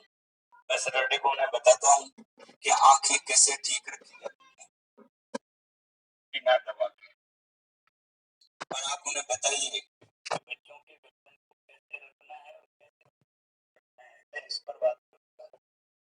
अब आप वहां जाकर तो समझ आ जाएगा कि हाँ बच्चों की आंखों के संबंध में बात होगी। तो आप उन बच्चों को पॉइंट्स बताएं कि देखिए यहाँ पर आंखों के पॉइंट्स हैं, यहाँ पर ये पॉइंट्स हैं, इनके माध्यम से आप पॉपुलर होंगे, फिर आपके पास में लोग आने चाहिए। तो ये आपकी अप्रोच रही। ट्रीटमेंट का मैंने आपको सिस्टम बताया कि आप जैसे जैसे पेशेंट के ऊपर करना शुरू करेंगे, और सबसे पहले पॉइंट्स को करने का सबसे अच्छा तरीका अपने ही बॉडी के ऊपर पॉइंट्स को ढूंढना। जैसे अगर मुझे मेरे ब्रेन पिट्यूटरी पिनियन ढूंढने हैं तो मैं ये जिम्मी लेकर बैठूं, अपने पॉइंट्स को तलाशना शुरू। अब जैसे यहाँ पर दर्द मेरे उठना नहीं आ रहा तो मैंने हिट किया है, तो मैं उसके थोड़ा सा नजदीक ऊपर की तरफ जाकर प्रेस करके देखूं, मुझे एग्जैक्टली 4 जगह पर दबाते दबाते एक जगह ऐसी आएगी जहाँ ट्रिगर पॉइंट, वो दर्द एकदम ट्रिगर होगा। लोग कहते हैं साहब दबाने से तो दर्द होगा नहीं, कई लोग आते हैं तो कहते हैं साहब आप दबाओगे तो दर्द तो होगा ही। तो मैं उससे पूछता हूँ कि देखो मैंने यहाँ दबाया तब दर्द ज्यादा था या यहाँ दबाया तब दर्द ज्यादा था? अब आप देखिए मैंने एक यहाँ दर्द पॉइंट किया है, एक यहाँ पर पॉइंट किया है, एक पॉइंट ये है या ये है, जैसे एक मैंने इधर थोड़ा सा हटा करके दबाया है और एक मैंने राइट इस जगह पर दबाया है। इस जगह पर दबाने का जो दर्द है वो इस जगह पर दबाने के दर्द से बिल्कुल अलग है। आप इस पेन के डिफरेंस को समझिए, और ये डिफरेंस आपको तब समझ आएगा जब आप अपने ही पॉइंट्स को लोकेट करना शुरू। आप अपने आईज के पॉइंट ढूंढिए कि मैं ये पॉइंट कर रहा हूँ, यहाँ पर दर्द आ रहा है, यहाँ नहीं आ रहा है, यहाँ पर आ रहा है, इधर आ रहा है। अब मुझे पता लगा कि मेरे दर्द यहाँ इस जगह पर नहीं। अब आप देखिए ये पूरी आईज है। अब इसके आईज में अगर सेंटर, जैसे मेरे कोरोना में पेन आता है तो मैं यहाँ पर पॉइंट करूंगा। अगर मेरी आंख के इस साइड पर दर्द आता है तो मैं यहाँ पर पॉइंट करूंगा, और आंख के अंदर की साइड पर पेन आता है तो यहाँ पर पॉइंट। ये पूरा हिस्सा मैं दर्द के पॉइंट्स को देखूंगा कि दर्द कहाँ है। मुझे पता लगेगा कि इसमें इस जगह पे दर्द ज्यादा था, इस जगह पे दर्द ज्यादा था, इस जगह पे दर्द नहीं था। तब आपको पता लगेगा कि आपका ट्रिगर पॉइंट कहाँ है। आपने हार्ट का पॉइंट लोकेट करना है, आप हार्ट के पॉइंट को लोकेट कीजिए। लेफ्ट साइड है, ये लेफ्ट साइड है। अब आप लेफ्ट साइड में आप पॉइंट को लोकेट करेंगे, पॉइंट का लोकेशन कहाँ आएगा? अगर आप फुट पे देख रहे हैं तो लेफ्ट पॉइंट की डायफ्राम लाइन के ऊपर, जो कि डायफ्राम लाइन है, डायफ्राम लाइन पर आपको इधर पॉइंट दिखाई देगा थोड़ा सा ऊपर। जैसे यहाँ पर हार्ट का पॉइंट, अब ये हार्ट का पॉइंट इन दो अंगुलियों के बीच में नीचे उतरते समय यहाँ पर आया है। अब आप इसको दबा करके देखिए, आप जब इस जगह पर 4 जगह पर दबाएंगे तो एक जगह ऐसी आएगी जो ट्रिगर करेगी। उस ट्रिगर करने का मतलब ये राइट लोकेशन है पॉइंट्स का। अब आप चाहे लीवर हो, चाहे स्प्लीन हो, चाहे पेनक्रियास हो, चाहे इंटेस्टाइन हो, चाहे लिवर हो, आप अपने ही पाँव को लेकर के बैठे, हल्की पल्थी मार लें, आप उस पाँव को अपने सामने आ जाएगा। और उसके बाद में आप अपने पॉइंट्स को करना शुरू करें।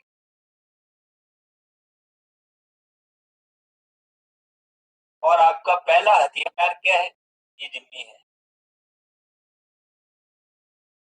अब ये जिम्मी आपके पास में 24 आवर्स रहनी चाहिए। It is in your bag और it is in your pocket, because this is your हथियार। ये आपके ट्रीटमेंट का पहला हथियार है। तो आप जिम्मी को अपने पास में रखें। और दूसरी बात, रोज एक बार अपनी बॉडी पर पॉइंट्स करके देखें कि मेरे कौन कौन से पॉइंट्स कहाँ कहाँ पर है। अगर आप फुट रिफ्लेक्स करते हैं तो फुट रिफ्लेक्स के पॉइंट चेक करें। और अगर आप पूरी बॉडी पर होते हैं, जैसे आप लेट गए और आपने पेट के 9 पॉइंट्स करने हैं, अब आप लेट करके अपनी ही बॉडी के 9 पॉइंट्स को टटोलना शुरू करें। Number 1, number 2, 3, number 4, number 5, 6, 7, 8 and 9। आपने इन पॉइंट्स को करना शुरू किया और तब आपको पता लगेगा, जैसे मैंने आपको बताया, जैसे पेट पर हम कर रहे हैं पॉइंट, 1, 2, 3, 4, 5, 6, 7, 8 और 9। अब मैंने इन पॉइंट्स को किया लेते लेते, मुझे पता लगा कि राइट साइड में नीचे की तरफ मेरे को अच्छा सा पेन फील होता है। बाकी पॉइंट्स पर नहीं आ रहा है। इसका मतलब राइट साइड में अपेंडिक्स है और अपेंडिक्स के ऊपर से ऐसे लिख हो।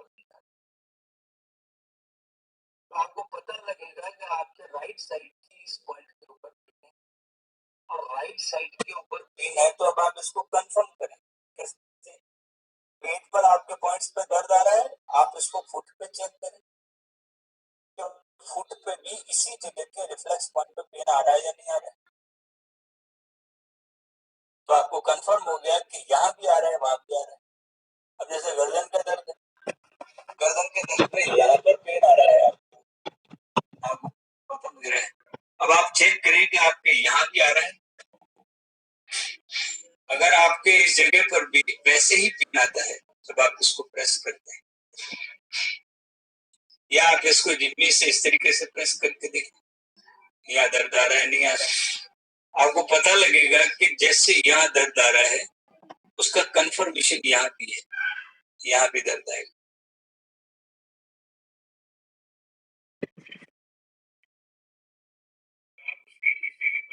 करेंगे और फिर आपका पॉइंट जो है इस तरीके से भी होगा। आपने यहाँ भी पॉइंट्स किए हैं और लेटा हुआ पेशेंट है तो आपने हाथ से किए हैं, फुट के ऊपर किए हैं। तो सबसे पहला कंफर्मेशन पॉइंट्स का आप अपने ऊपर करें। दूसरा, अगर आप करना चाहें तो अपने किसी निकटतम रिलेटिव पर करें। आपकी मदद पर कर सकते हैं, आपके आपके वाइफ पर कर सकते हैं, अपने हस्बैंड पर कर सकते हैं।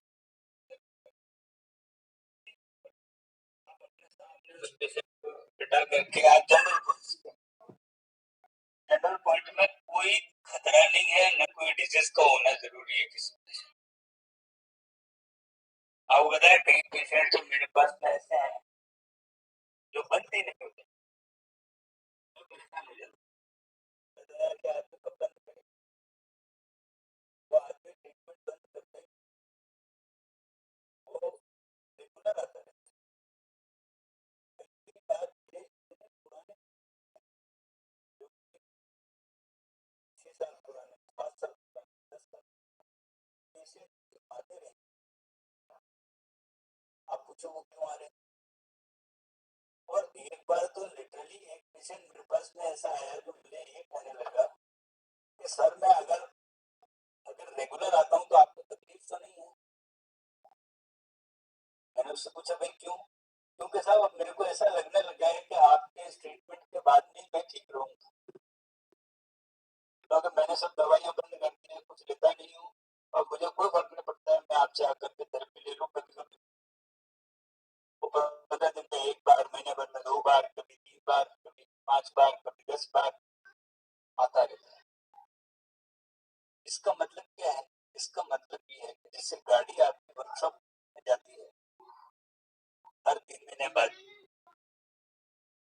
जरूरी है कि गाड़ी खराब होगी आप तभी लेके जाएं वर्कशॉप पर? आप जनरल चेकअप पर आइए। अब आप पेशेंट को लिटा दें और आप उसका जीपी चेक करें। जीपी का अर्थ हुआ आप उसका टेंशन, ब्रेन, पिट्यूटरी, लीनियर, आप उसका liver, spleen, pancreas, lungs, heart, kidney, blood, आप इन पॉइंट्स को चेक कीजिए। अगर आपको लगता है कि इनमें से किसी पॉइंट्स पे दर्द आ रहा है तो आप उसे इंटीमेट करें।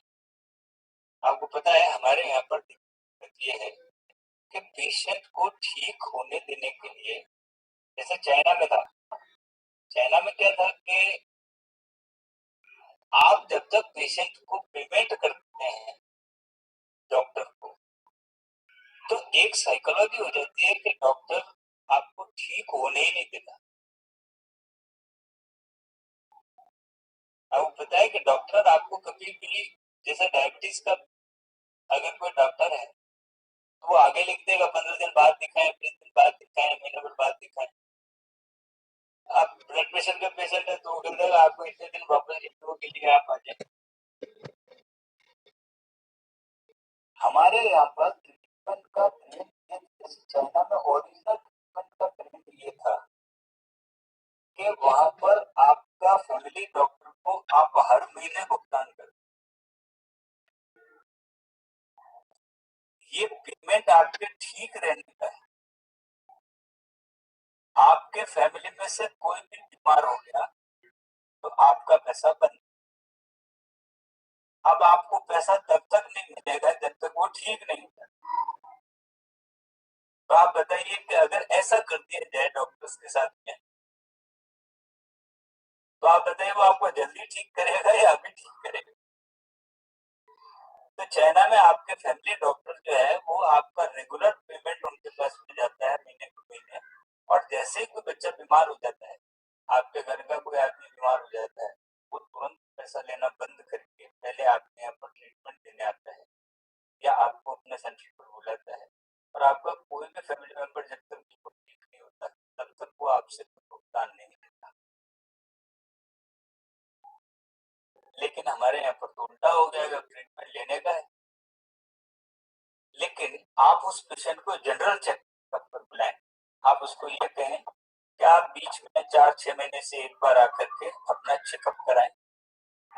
अब मेरे रेगुलर पेशेंट्स जो हैं वो हर तीसरे चौथे महीने, जिनको कोई तकलीफ नहीं है, वो भी आ जाते हैं कि सर एक बार चेक कर लें, कोई तकलीफ तो नहीं है। अब आपके ट्रीटमेंट की विशेषता क्या है? ये फ्यूचर डिजीज भी बता। फ्यूचर डिजीज का मतलब ये है कि अभी कोई लीवर में तकलीफ नहीं है, लेकिन आपका अगर लीवर का पॉइंट सेंसिटिव आता है तो आप उसे क्या एडवाइस करेंगे? आप उसे कहेंगे कि आपका आप you are the future patient of liver, तो आप उस लीवर के डिजीज से बचना चाहते हैं तो आप अपने फूड स्टाइल को बदल दें। तो मैं उसको एडवाइस करूंगा कि आप बेकरी मटेरियल खाना बंद करें, आप मैदा खाना बंद करें, आप सब्जियां लेना शुरू करें, आप लिक्विड फूड लें। लिक्विड फूड का मतलब क्या है? लिक्विड फूड का मतलब होता है कि आप सॉलिड फूड बंद करें। एक बात बताओ, मेरे पास बहुत पेशेंट आते हैं जो मोटापे के हैं, ओबेसिटी। मैं उनसे कहता हूँ ओबेसिटी क्यों है? वो कहते हैं साहब हमें तो पता ही नहीं। तो सबसे पहले ओबेसिटी में आप एक तो टेस्ट करवा लीजिए थायराइड। सबसे पहले आप थायराइड टेस्ट करवा लीजिए उस आदमी का जिसका ओवरवेट है। अब ओवरवेट में आपने थायराइड पता कर लिया कि उसको थायराइड नहीं है, इसके बावजूद वेट है, तो इसका मतलब उसके फैट डिपोजिशन है। अब फैट डिपोजिशन, कई लोगों के तो फैट डिपोजिशन होता है बाहर मसल्स पर, और कई लोगों का फैट डिपॉजिट होता है आपके ब्लड वेसल्स के अंदर, जिसको हम कहते हैं कि कोलेस्ट्रॉल बढ़। वो आदमी बिल्कुल दुबला पतला है, कोई वेट भी नहीं है, लेकिन इसके बावजूद उसका ब्लड कोलेस्ट्रॉल ज्यादा है, तो हम कहते हैं फैटी मटेरियल बंद कीजिए। और कई आदमी बहुत मोटे हैं, उनका फैट बॉडी के ऊपर आ रहा है, बॉडी के अंदर की तरफ नहीं है, ब्लड के अंदर नहीं है, ब्लड के अंदर उसका नॉर्मल आता है, जब उसका ब्लड कोलेस्ट्रॉल कराओ तो नॉर्मल, लेकिन व्यक्ति का वजन 90 किलो, इसका मतलब उसका फैट बढ़ा हुआ है। अब आप क्या करें फैट के लिए? तो फैट के लिए सीधा एडवाइजेबल है 75% आपकी बॉडी के अंदर वाटर है और 25% आपकी बॉडी में सॉलिड। तो आप उसको एडवाइस कर दीजिए कि आप 75% लिक्विड लें और 25% सॉलिड खाएं। अब आपके फूड के अंदर जैसे एक चपाती तो 3 कटोरी सब्जी होगी, तो एक चपाती के रेशो में 3 कटोरी सब्जी अगर आप लेते हैं और वो भी कोई लिक्विड वाली, जैसे रेशेदार सब्जी, जैसे आप कहते हैं साहब फैट बढ़ जाता है आलू खाने से, मैं कहता हूँ आलू खाने से फैट नहीं बढ़ता है। फैट कब बढ़ेगा? जब आप सूखी आलू की फ्राइड सब्जी खाएं, क्योंकि आपको हर चपाती के साथ में 1 कटोरी सब्जी चाहिए उसको खाने के। लेकिन अगर आपने लिक्विड वाले आलू बनाया है तो एक आलू के अंदर आपने पूरा खाना खा लिया, क्योंकि उसके अंदर इतने सारे पीसेस आपने लिक्विड में डाल के रखे।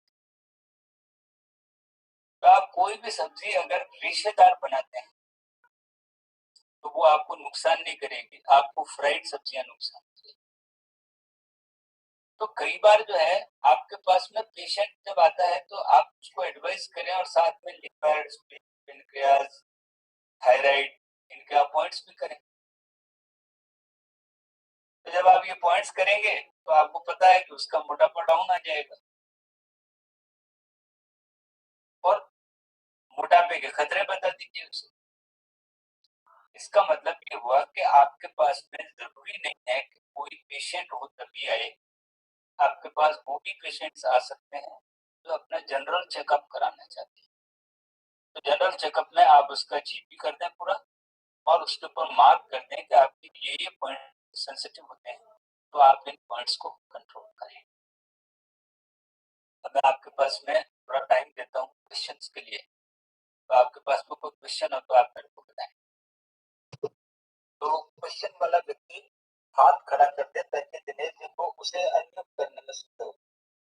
आपने सीपी के बारे में पूछा था किसी ने इनमें से, एक बार मैं जब अपीयर नहीं हुआ था। हाँ, आप लता जी का अनम्यूट कर दीजिए, लता जी दिनेश जी।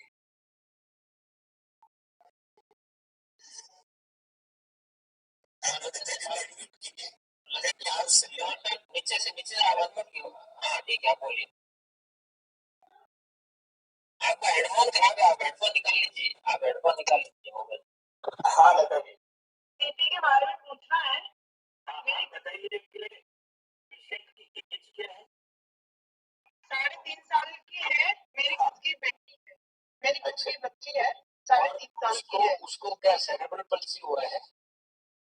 हाँ सेरेब्रल पल्सी है ना, सीपी का मतलब? हाँ हाँ सर, हाँ। तो देखिए आप उसका जो है, जैसे पहले तो आप ये बताइए कि उसका नॉर्मल डिलीवरी हुई थी? हाँ सर, नॉर्मल डिलीवरी हुई थी, उसको डिलीवरी में प्रॉब्लम हो गई, ऑक्सीजन नहीं आया, उसकी वजह से मतलब नॉर्मल डिलीवरी नहीं थी, वो एबनॉर्मल डिलीवरी थी, क्योंकि नॉर्मल डिलीवरी का मतलब तो उसको कोई प्रॉब्लम नहीं हुआ। इसका मतलब ये हुआ कि सेरेब्रल पल्सी जो कि दिमाग के अंदर ऑक्सीजन का कम पहुंचना है।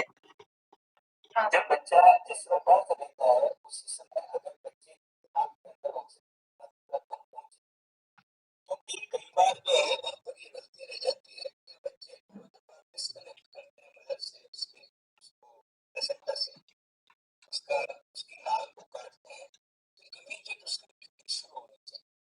उस ब्रीथिंग में अगर थोड़ा सा गैप हो जाए तो उसके ब्रेन को ऑक्सीजन की कमी हो जाती है और उसकी वजह से ये डिजीज आती है।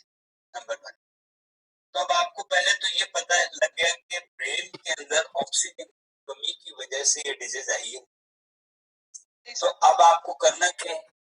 आपको हेड के सारे पॉइंट्स उस पेशेंट को करने हैं।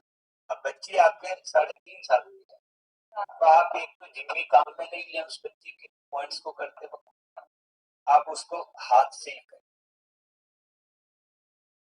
अब आप उसके हाथ के पॉइंट्स को, अगर आपने कौन सा कोर्स, फर्स्ट लेवल का कोर्स किया था, दूसरे लेवल का, फर्स्ट लेवल का, फर्स्ट लेवल का किया ना, तो आप उनके रिफ्लेक्स पॉइंट पर जो ये पॉइंट्स हैं हेड के, आप इन पॉइंट्स के ऊपर इस तरीके से रोटेट करें।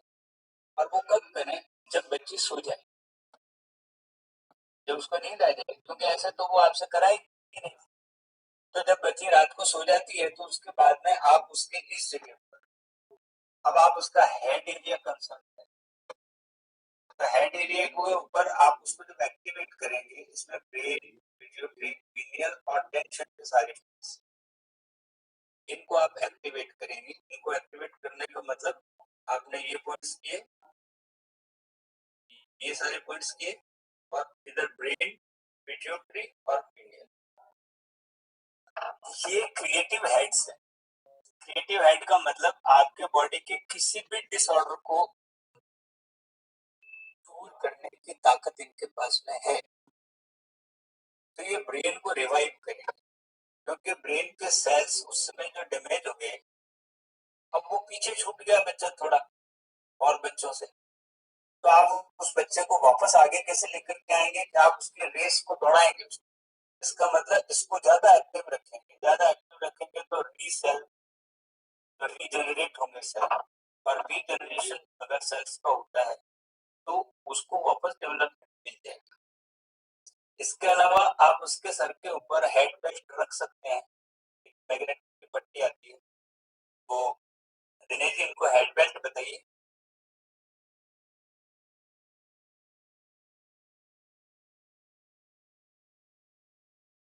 वो हेड बेल्ट आप 15 मिनट के लिए यहाँ पर लगा सकते हैं, तो उसके और लेकिन कौन से 15 मिनट के लिए आप उसको हटा दें। अगर नॉर्मली लगवा लें तो आप लगा लें, और अगर देखते हुए आप उसके यहाँ पर वो पट्टी लगा करके आप थोड़ी देर के लिए रखें। ये देखिए, ये हेड बेल्ट है। ये हेड बेल्ट ब्रेन सेल्स को रीएक्टिवेट करता है। तो इसको थोड़ी देर के लिए, ये जो आगे वाला हिस्सा है यहाँ रखें, और थोड़ी देर के लिए इसको घुमा करके पीछे दें, पीछे की तरफ। ये सेरेब्रल एरिया यहाँ पर, तो आप इसको जो है आगे की तरफ रखें 15 मिनट के लिए, और उसके 1 घंटे बाद में फिर आप इसको पीछे की तरफ करें। ये वाला हिस्सा बैक पे चला जाए, तो फ्रंट पर है। आप इस तरीके से इसको लगाएंगे तो उस बच्चे को फायदा होगा। हटा दीजिए ये चित्र, ये सेरेब्रल पल्सी का है। हाँ, आप बताइए आरती जी, आरती जी कुछ पूछ रही थी। हाँ हेलो। हाँ हाँ सर, एक्चुअली मुझे पूछना था, मेरी मदर इन लॉ है, वो 67 इयर्स की है। उनको हेड में बहुत बार ऐसा जलन जैसा होता है और हेवीनेस फील होता है, मतलब उनको बीपी है, बहुत सालों से दवाई चालू है एलोपैथी का, तो उसका साइड इफेक्ट है कि क्या पता नहीं, वर्टिगो का प्रॉब्लम होता है और हेड में हेवीनेस और जलन होती है। अच्छा, और पहली नेक बात पेन भी है। आप देख लीजिए, एक तो उनके ऊंचा तकिया नहीं लगाए वो, अगर पिलो, तो आप उनके, क्योंकि वो अगर 67 एज की है तो अधिकतर लेटने में टाइम निकलता होगा उनका, और लेटने में अगर नेक का पोस्चर सही नहीं रहे, अगर नेक ऐसे ऊंची रहे उनकी, तो नेक ऊंची रहने से उनको चक्कर भी आएंगे और उनका पिछला हिस्सा हैवी भी रहेगा। तो इसका ये पतला वाला ले सकते हैं। हाँ, पतला ले सकते हैं, और आप उनके गर्दन के पॉइंट्स कीजिए, नेक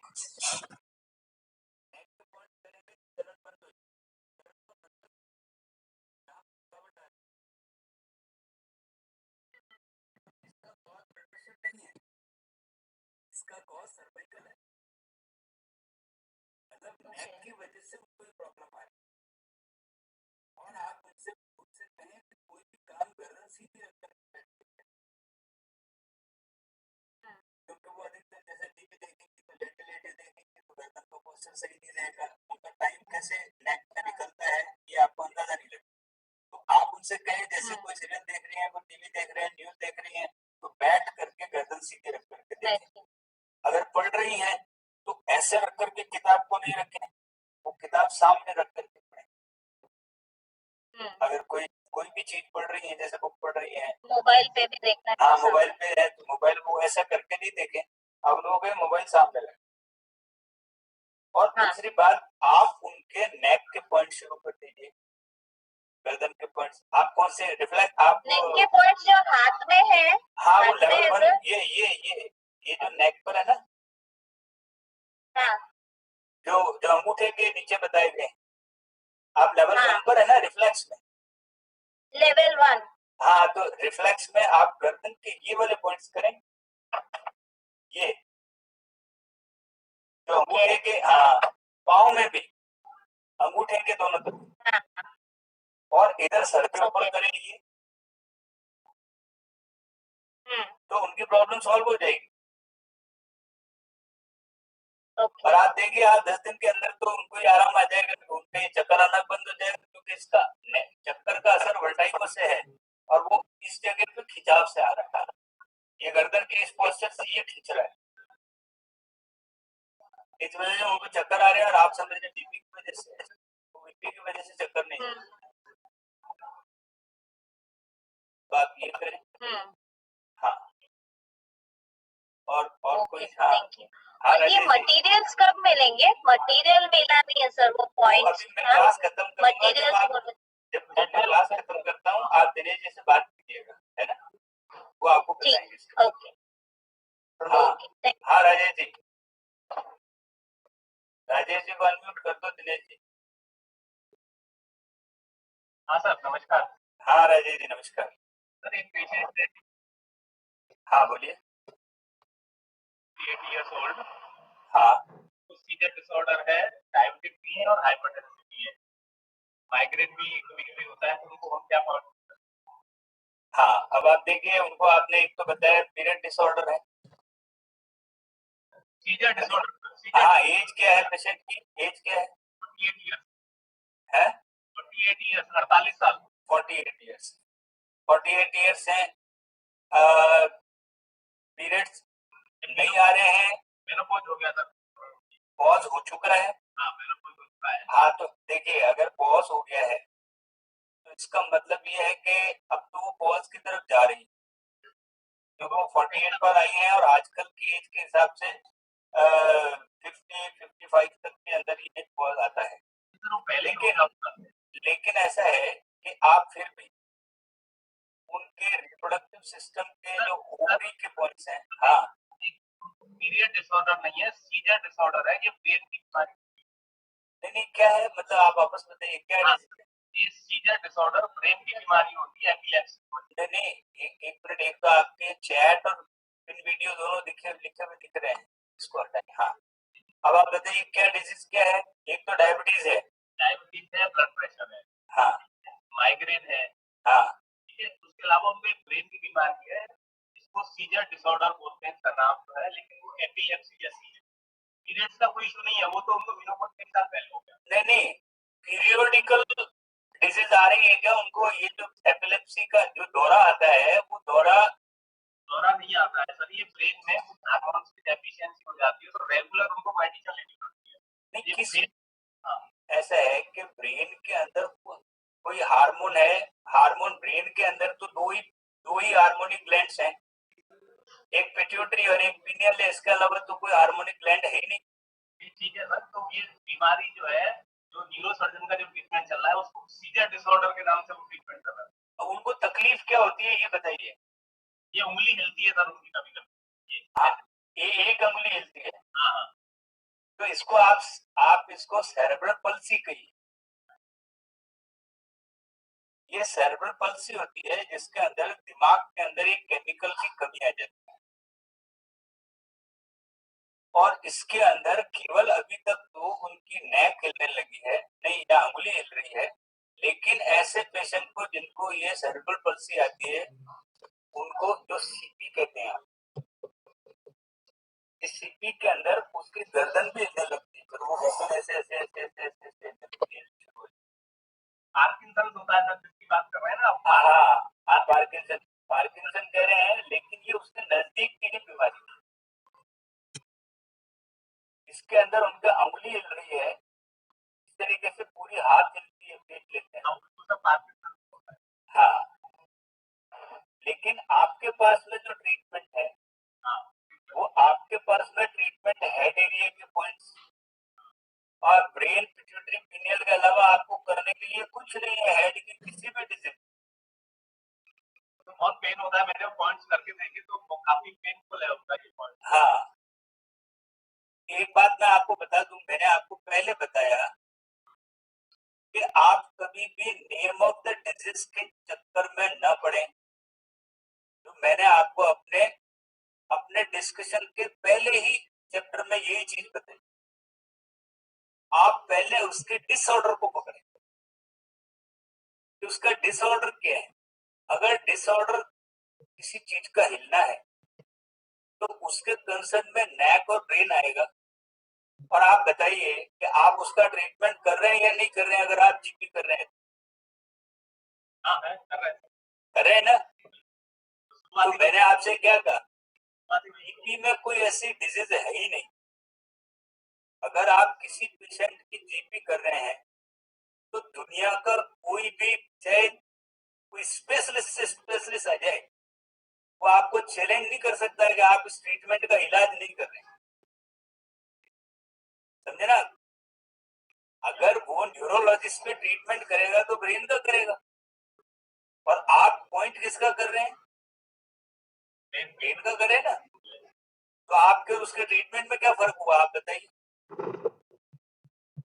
आई मीन टू से कि आपको किसी भी तरीके का कोई भी आदमी अगर आपको किसी डिजीज का नाम बता दे तो आपको डरने की जरूरत नहीं है कि अरे मेरे से क्या पूछ लिया, मुझे क्या पता लगेगा, मुझे क्या करना है। क्योंकि आप जो ट्रीटमेंट कर रहे हैं उसमें वो ट्रीटमेंट शामिल है, लेकिन आप उसको डिस्कम्फर्ट पूछिए।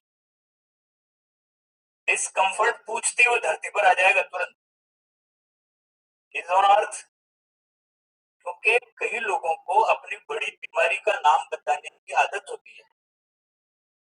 तो अगर आपको ऐसा कहेंगे कि साहब मुझे ऐसा डिसऑर्डर है, अब हाथ में आ रही है झंझनाहट, और वो नाम बताएगा कि साहब मेरे को न्यूरोलॉजिकल प्रॉब्लम है और उसके अंदर मेरे पैचेस के अंदर इस जगह की नर्व बिल्कुल काम नहीं करती, उसको डॉक्टर ने ऐसा डराया है। लेकिन आपको पता है कि ये नमनेस क्यों आ रही है, ये नमनेस गर्दन से आ रही है।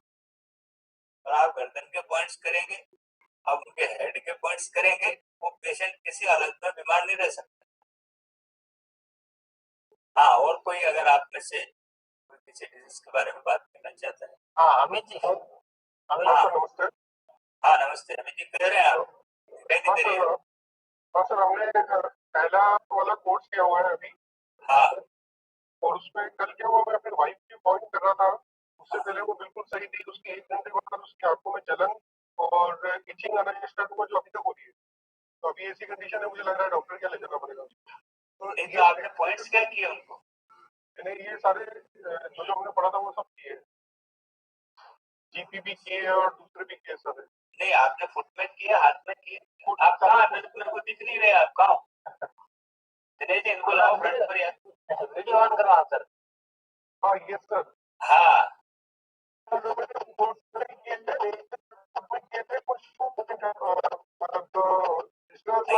ये आपकी आवाज जो है वो थोड़ी सी क्लियर नहीं आ रही है। आप वापस बताएं। सर मैं कह रहा हूँ, मैंने मेजर जो है हमने रिफ्लेक्सोलॉजी पढ़ा है, तो हमने वही किया था। हाँ, तो उसमें से इस तरीके की कोई बीमारी आने की संभावनाएं नहीं है कि इस तरीके से कोई इचिंग या ऐसी कोई प्रॉब्लम आ जाए। लेकिन फिर भी आप उनके पाँव को थोड़ा ठंडे पानी के अंदर रखवाएं। जी, आप उनके पाँव को ठंडे पानी में रखवाएं और आंखों पर ठंडे पानी की छींटे डलवाएं। जरूर उन्होंने कोई हाथ आंखों के ऊपर ऐसे लगा दिया हो।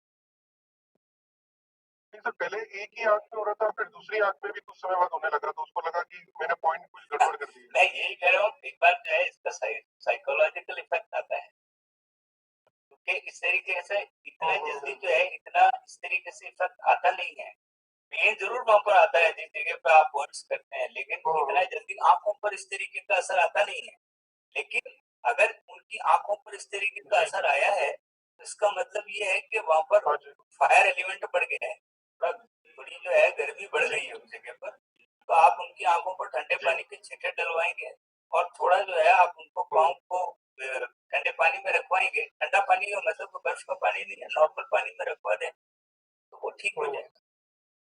आपको इसके लिए कुछ चिंता मैंने करने की गुलाब जल जरूरत डाला था और रुई की पट्टी, रुई को ठंडे पानी में रख के उसकी आंखों पे रखा था और गुलाब जल वगैरह डाला, पर अभी तक उसके ज्यादा हुआ नहीं है सर। नहीं, तो ये पैर वाला भी करके देख लेता हूँ, ठंडे पानी वाला। आप पाँव में करें, आप डायरेक्ट आंख पर तो कुछ भी करने को उल्टा जो है वो पानी ठीक नहीं हुआ, कोई रुई ठीक नहीं हुई तो प्रॉब्लम क्रिएट करेगा। इसको तो आप फुट पर करेंगे तो कोई तकलीफ होने की गुंजाइश नहीं। ठीक है सर। एक सर ये पॉइंट है कि अगर किसी के पेन हो रहा है तो हमें तो भी पॉइंट करने वो वाला। हाँ, अगर पेन हो रहा है तो जरूर पॉइंट करना है, क्योंकि इसका मतलब तकलीफ तो वहाँ है। हाँ, और आप इससे बिल्कुल डरे नहीं कि इससे कोई तकलीफ हो जाएगी, इससे ठीक ही होंगे। इससे वो इरिटेशन हुआ है, इसका मतलब कि आपके पॉइंट्स कम्युनिकेट कर रहे हो। जी जी, उसको कोई प्रॉब्लम नहीं। ठीक सर, हमने ये फर्स्ट वाला कोर्स तो कर लिया है अभी। अब हम क्या है कि सेकंड वाला जल्दी करना चाहते हैं, तो सर वो भी थोड़ा बता दीजिएगा। हाँ, तो वो बस अब दिनेश जी आपका शेड्यूल बताएंगे नेक्स्ट तय कर दिया है, अक्टूबर में है, 3 अक्टूबर से स्टार्ट। 3 अक्टूबर से शुरू करें। तो सितंबर में नहीं कर सकते? हमारा गैप बहुत ज्यादा हो जाएगा अक्टूबर तक, हम भूल भी जाएंगे तब तक। नहीं, आप भूलेंगे नहीं, मैं वापस याद दिला दूंगा आपको, आप चिंता नहीं करें। थोड़ा स्टैंड सर अभी क्या है कि थोड़ा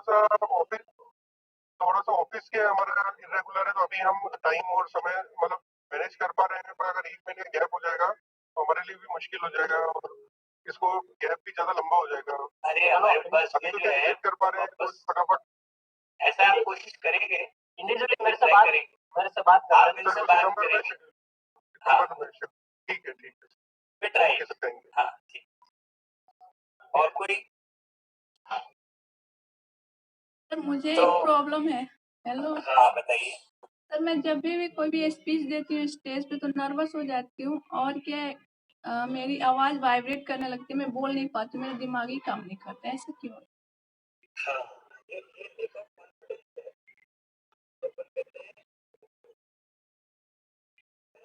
अगर इसके लिए आपको चेस्ट एरिया और इमोशनल कंट्रोल, ये 2 पॉइंट्स, इसका मतलब आपको ब्रेन पिट्यूटरी और चेस्ट एरिया करना पड़ेगा। चेस्ट एरिया पे आपकी ताकत डिपेंड करती है। मैंने आपसे कहा था कि फोबियो, डर, भय, ये सब चेस्ट एरिया के इससे रिलेटेड है। तो आपके हार्ट बीट का बढ़ जाना, आपका घबराहट आ जाना, ये घबराहट वगैरह सब आपके चेस्ट एरिया से कवर हो। तो आप उस समय मेरा माइंड उस समय मेरा माइंड ही काम नहीं करता है। आप हेड के पॉइंट्स करें, क्लियर करें, और इधर आप है लंग्स और हार्ट के पॉइंट्स करें चेस्ट एरिया। तो आपकी प्रॉब्लम सॉल्व हो जाएगी, आप चिंता नहीं करें, आप रेगुलर करते रहेंगे।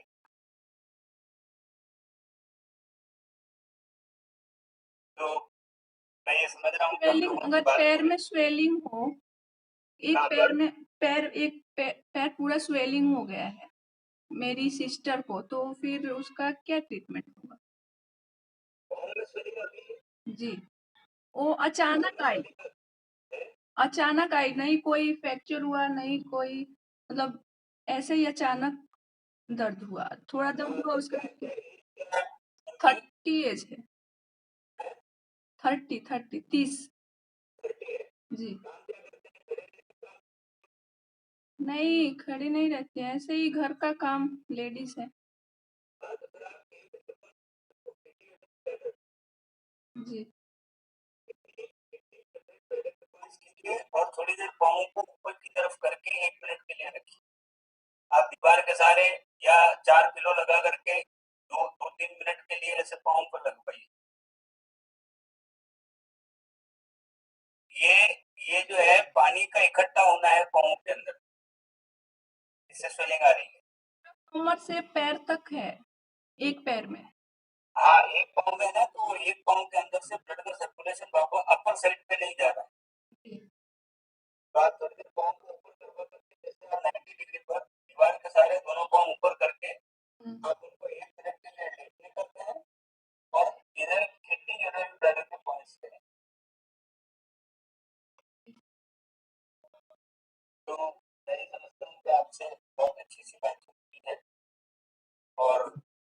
पास में और कोई प्रॉब्लम कभी आती है किसी डिजीज से संबंधित तो आप लोग बातचीत कर सकते हैं। हम लोगों के डिजीज संबंधी प्रोग्राम्स भी होते रहते हैं। दिनेश जी आपको मैसेज में डालते रहेंगे। हम पर्टिकुलर डिजीज पर एक लेक्चर